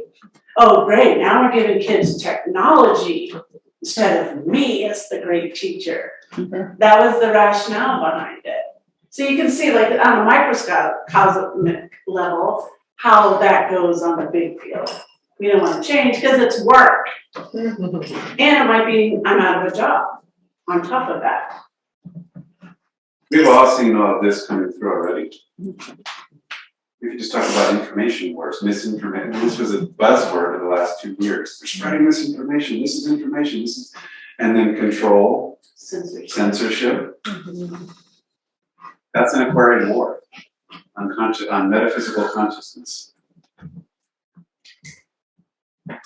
As Katrina said, Pluto is the soul. Pluto is evolution and transformation, destruction, regeneration, death, loss, and resurrection. This is one of the principles of thermodynamics. If people have trouble wrapping their head around reincarnation or time looping, energy is neither created nor destroyed, only transformed into one form or another. That which dies has to be reborn. Pluto is home in the sign of Scorpio, which is the sign of death and rebirth. That's its home sign. So when Pluto goes into a new sign like Aquarius, it's plowing through the field to see what needs to die and resurrect. Saturn is going to shift into Pisces. These are big things. The outer planets, things from Jupiter to Saturn to Neptune to Uranus and Pluto, don't shift signs very often. And so when they do, there's a major shift in consciousness. And so these are major events of 2023, or major fields. March, there's March again. Enters March 7th. Pluto goes in March 23rd, I think. Saturn will go into Pisces after being in Aquarius. Last time it was there was the early part of the 90s, 93 to 96. This is when the internet was created. I'm personally very much looking forward to this because Saturn can have kind of a sternness to it. It's law and order. And it's moving into Pisces, which is like, don't tell me what to do, like no boundaries. And so I was like, how are these gonna jive? These are kind of opposite energies a little bit. But the way I look at it is the spiritual law comes into, like we start to follow natural law. It's our seasons right now, we're going into winter, we should be like Bear and go into the den and quiet down and go to bed when the sun goes down and get up when the sun gets up. We should be doing that. We're not doing that. We're going cray, we're going shopping, we're more active now than we are in the summertime because it's the holiday time. So this is going to tell us, get back into natural law, get into spiritual law. I'm really looking forward to Saturn in Pisces. I think it will help bring some awareness to what we feel is intangible. Saturn or Pisces is intangible stuff a lot. And Saturn in there can be like, oh, here, put these glasses on, now you can see. I like that. We call it return to the ancient ways. Things that have once been forgotten and misunderstood will come back. Saturn's not all bad, by the way. Saturn has to do with the structure of things that last the test of time. And Saturn is the great teacher. Saturn is the elder and the wisdom keeper. So as Katrina said, the wisdom keeper is going into the sign of spiritual law. Karma and Dharma can align at this time. A lot more trust and faith is possible. And Saturn makes things concrete, manifested, and real. We feel our faith and trust more tangible inside of our hearts. We turn to ancient knowledge. say anything about that? Just let that in settle in.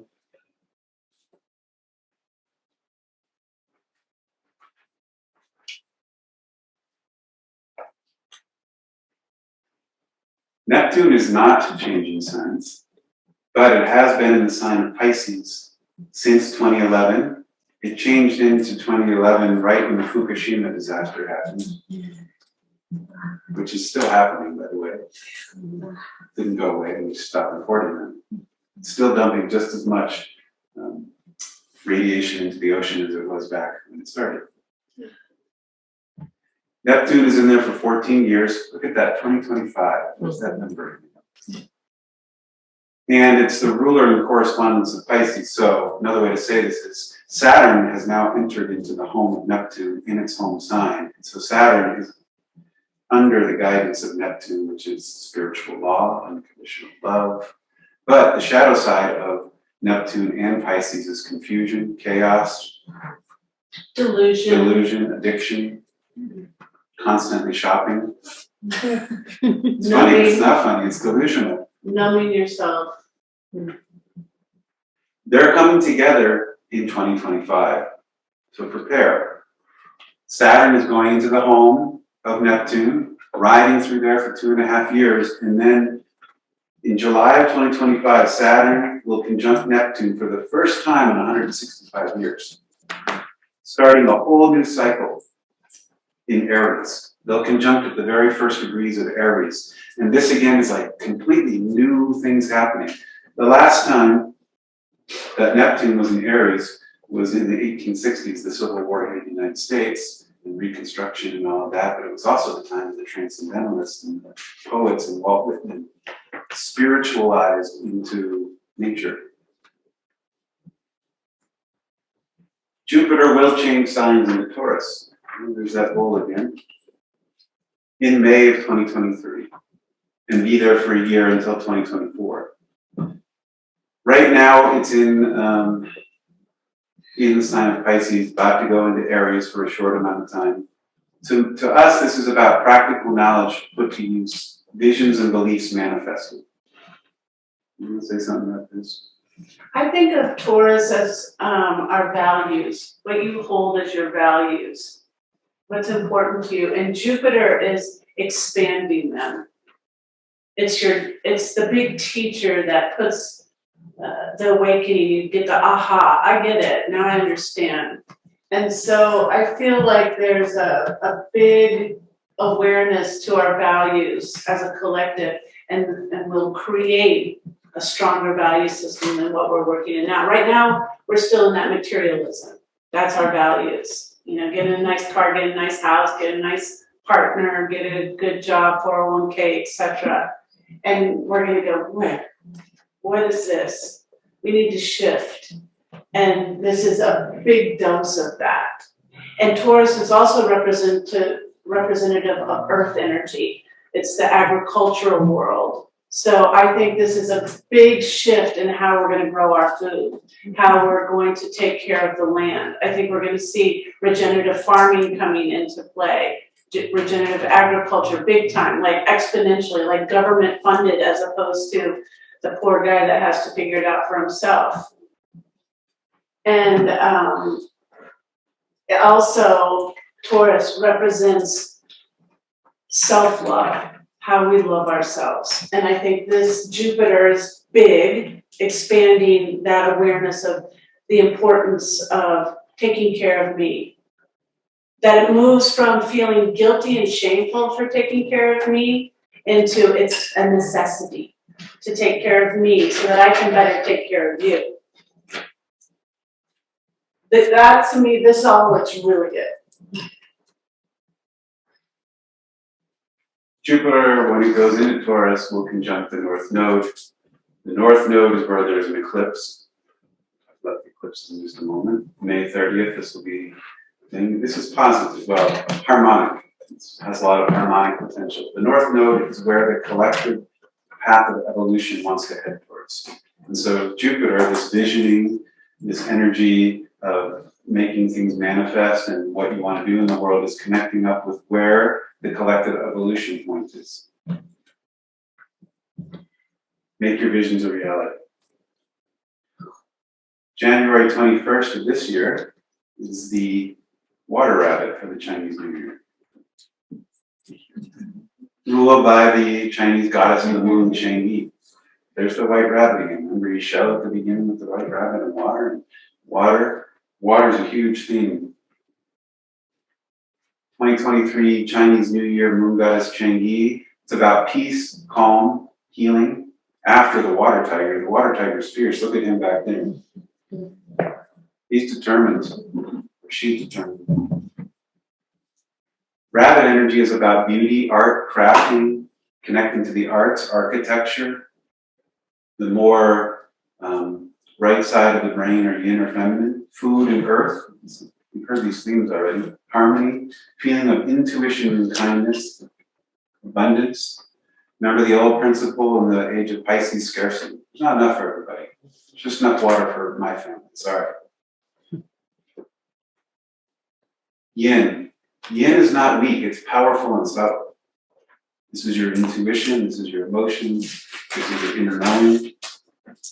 This is the non-physical world, or the atomic world. What happens when you split an atom? It's called subtle energy.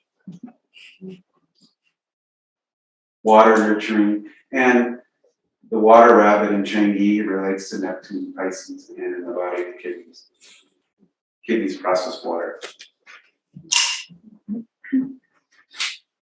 The nodes, the axis of evolution, the north and south node of the moon. Another way to put this is where eclipses happen.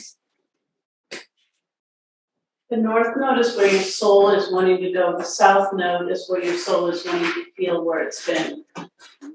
One is forward thinking, one is retro looking back. For the past 18.6 months, the nodes have been in Taurus and Scorpio. So consciously, for individuals and collectives, we've been looking at Taurus and Scorpio themes: death, transformation, soul, sexuality, food, pharmaceuticals, health, medicine, earth, banking, sex. You can look where you have your own north and south nodes. They look like those Mickey Mouse ears. The north node is first one. This is the north node in Taurus, this is the south node. So you can see where yours are. And they're going to be in two polar opposites of each other.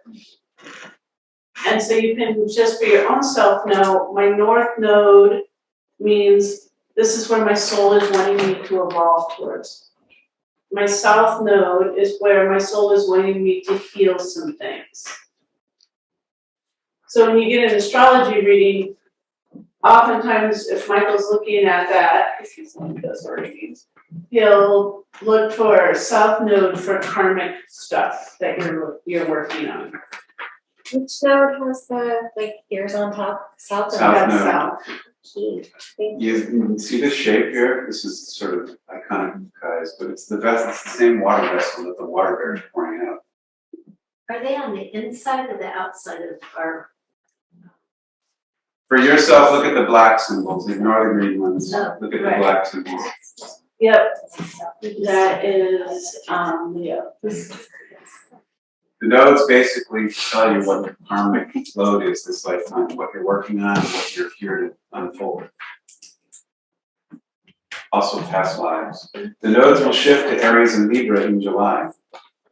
This is a big deal when these shift. They've been in that Taurus Scorpio for 18 months.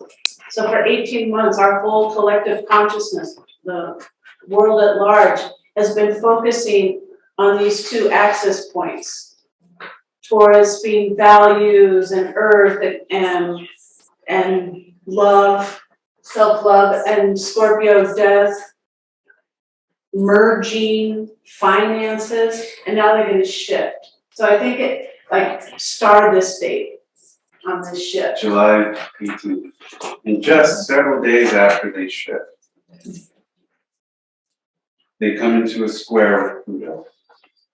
The energy of transformation over the axis of karma, July 23rd.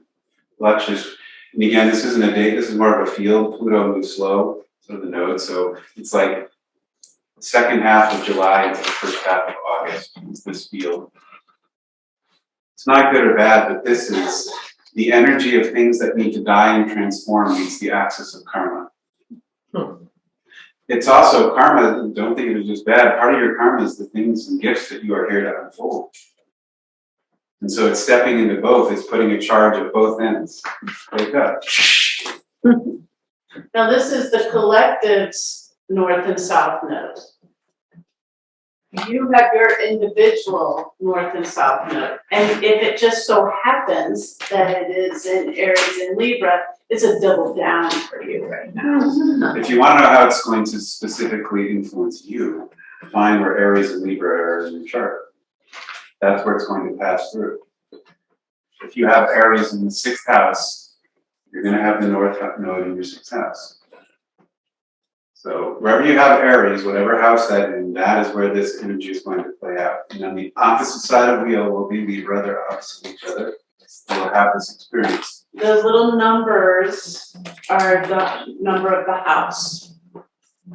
Katrina said the north node, the downward facing vessel with the ears, evolution, growth, higher self, dharma, good path, red road, the open future.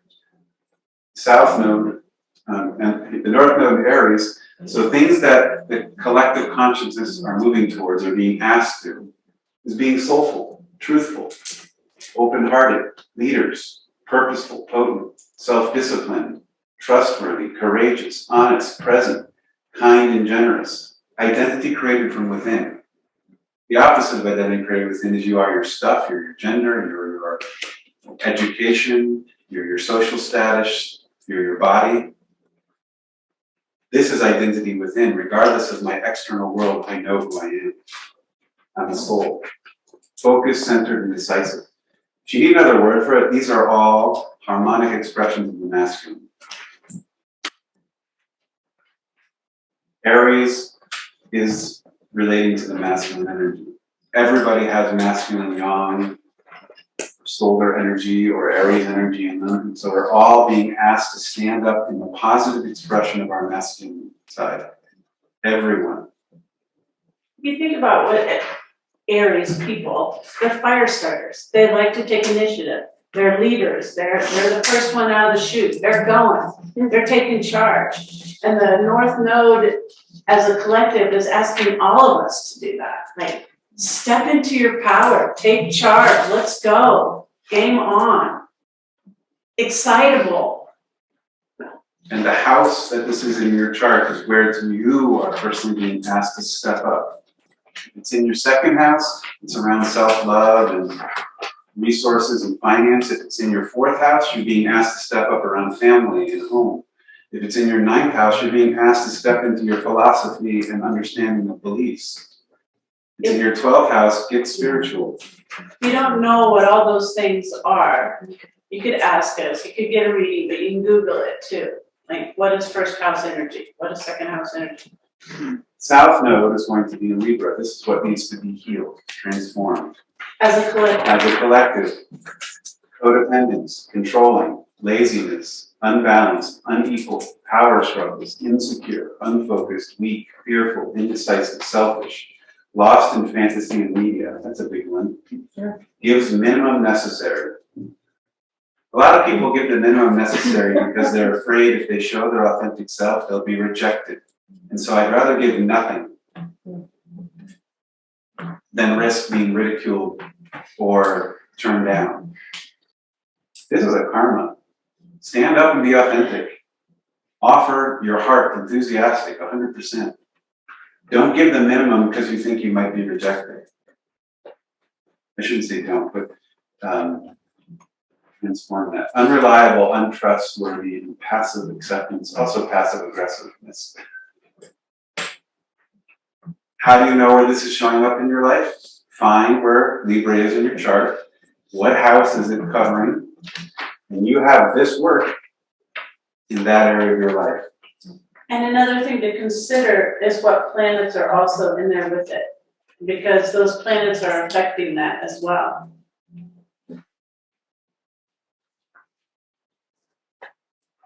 You can all have coffee with your neighbors and discuss this.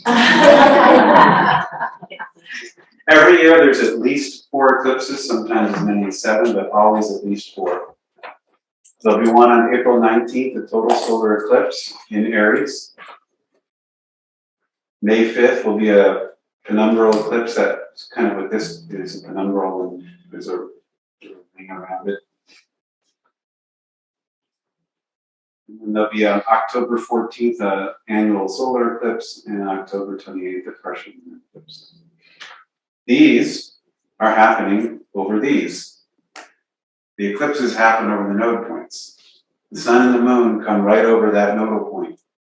And a portal opens, look at that portal, and closes. That's what eclipse means, to cut and open and close. I highlight these on my calendar because these are ceremonial moments for me, opportunity to do some ceremony, to let go, to call in, to reset your sankalpa or your intention you're working with, reevaluate your vision boards. They're moments when things are ready to be cut. Eclipse means to cut or to clip. What do we need to get going on? And these are intense energies. So make note of that. Intense isn't bad, you could be ecstatic and joyful, but they are intense energies for at least 2 weeks. They're always 2 weeks apart. So pay attention when this is coming up, if there's intensity arriving in your life at this time, and to maybe understand, oh, don't think it's random. Understand this, what's being called to. The intensity is happening on Aries, okay, North Node, Scorpio or Taurus. This is the direction of what you're being called to look at that time. Uranus is in the sign of Taurus. It's not changing. It's there till 2026. Just a reminder. But Uranus in Taurus has been creating a lot of chaos. Uranus is the planet of lightning, and Taurus is Earth. So things around finance, money, farming, minerals have been under the scrutiny of revolution, change, innovation, awakening, radical. Pele. Volcano. This is volcanoes erupting on the Earth or within governments or health or whatever. Things seem to arrive out of nowhere, kaboom. Uranus and Taurus can have a shock and awe to it. It's also liberating and awakening. There are sudden shifts. Things just go from one direction to another. Instability. And again, these are things that are influencing. Chiron and Aries. Chiron is the wounded healer. I'm going to kind of skip over this, but this is just showing these years up until 25 and 26. Chiron is looking at the wounded masculine. So for the past 7, 6, 5 years, everybody's been having to look at their masculine energy.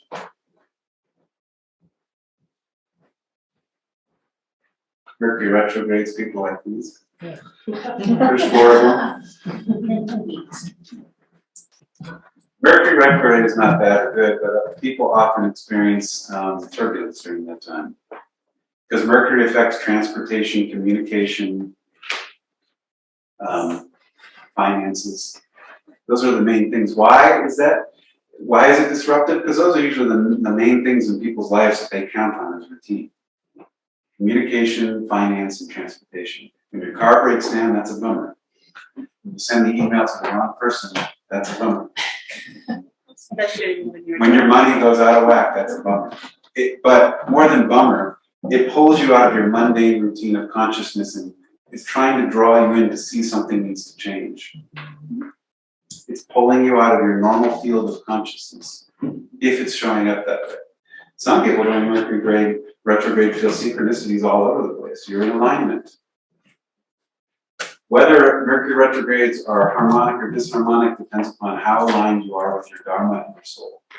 You could look real quick at your chart and see if your Mercury is retrograde, because sometimes people whose Mercury is retrograde have a little bit of a more harmonious time during retrograde. And you can tell if there's a little R next to the planet. And if you want to know where Mercury retrograde is going to harmonize or influence in your life, look at where these signs are. The first one's in Capricorn at the end of this month. Wherever you have Capricorn in your chart, or Mercury retrograde is going to influence your life. The next one in April is in Taurus. Wherever you have Taurus in your chart, it's going to influence Taurus. Virgo, Capricorn. We're almost there. These are all the retrogrades of 2023. It's just a list of them. All the planets go retrograde, so it's not unusual. And for the past 4 to 5 years, much of it has been happening late spring into the summer and early winter. It's continuing that way. Pluto goes retrograde for 5 months. 5 of 12 months of the year is Pluto retrograde.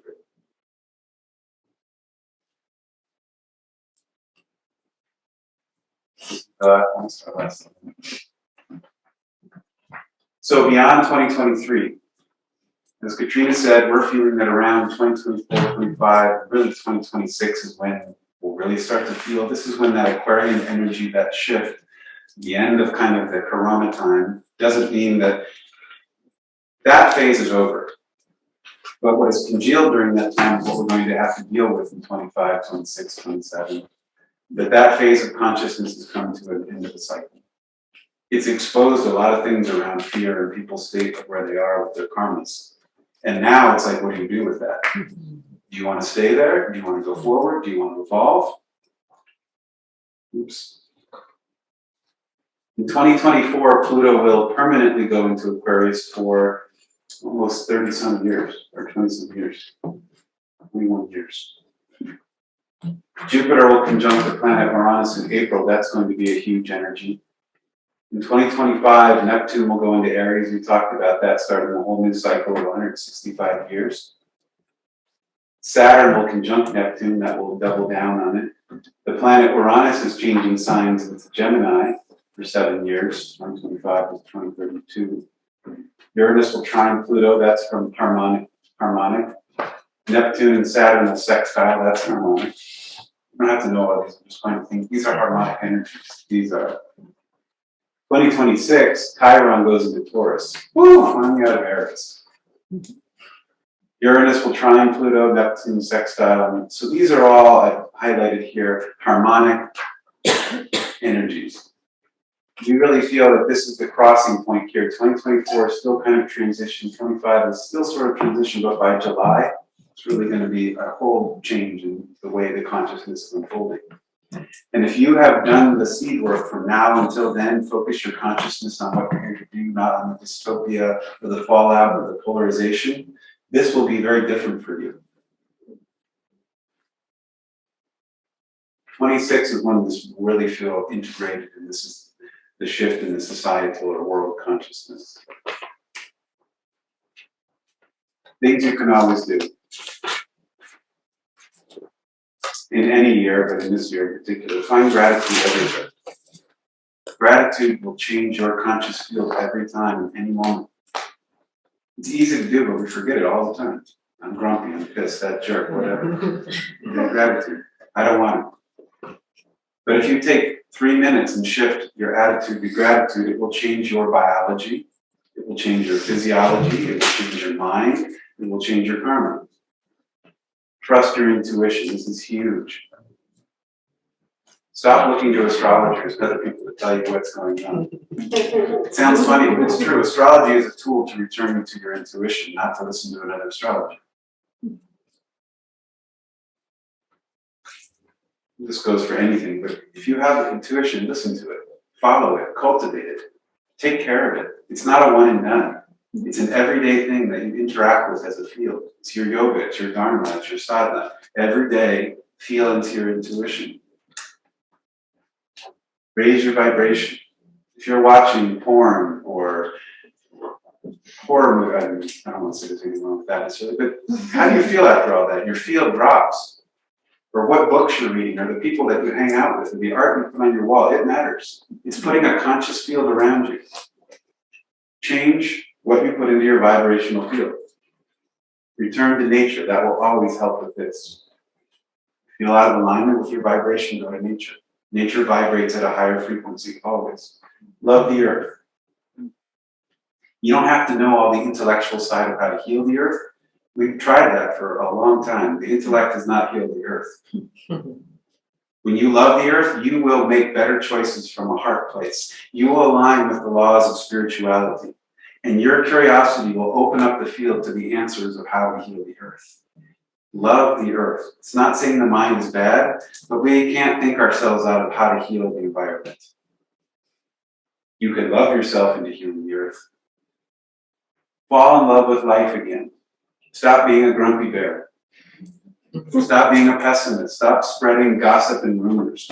Spread curiosity and spread enthusiasm. Live with integrity. Be truthful. Be trustworthy. That's part of the Kali Yuga. I mean, it's terrible. I shouldn't say terrible, but if you go around and you can't trust anybody, you also can't trust consciousness. You can't trust your intuition. If you're like white lies, there's a little one that it's for the better. You put into the field confusion. You're like, but they'll never know. The field has picked up confusion, and if everybody's doing white lies, the field gets very confused. Children are then confused about what's right or wrong. We become confused. White lies are not white lies. They confuse the conscious field. Intention is everything. Love each other.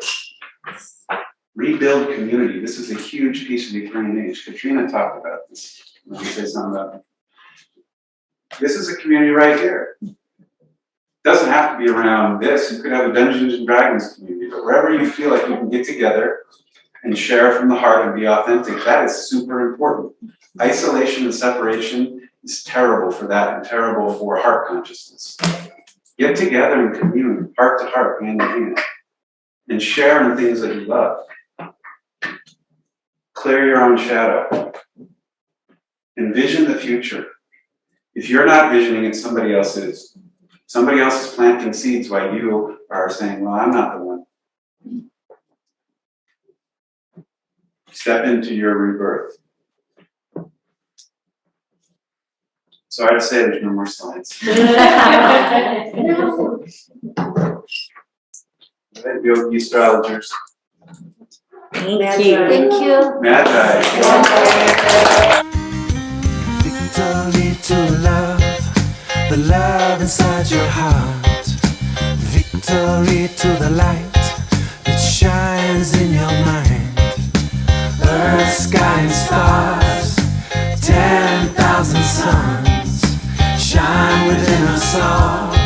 Give praise to the one. Victory to love, the love inside your heart. Victory to the light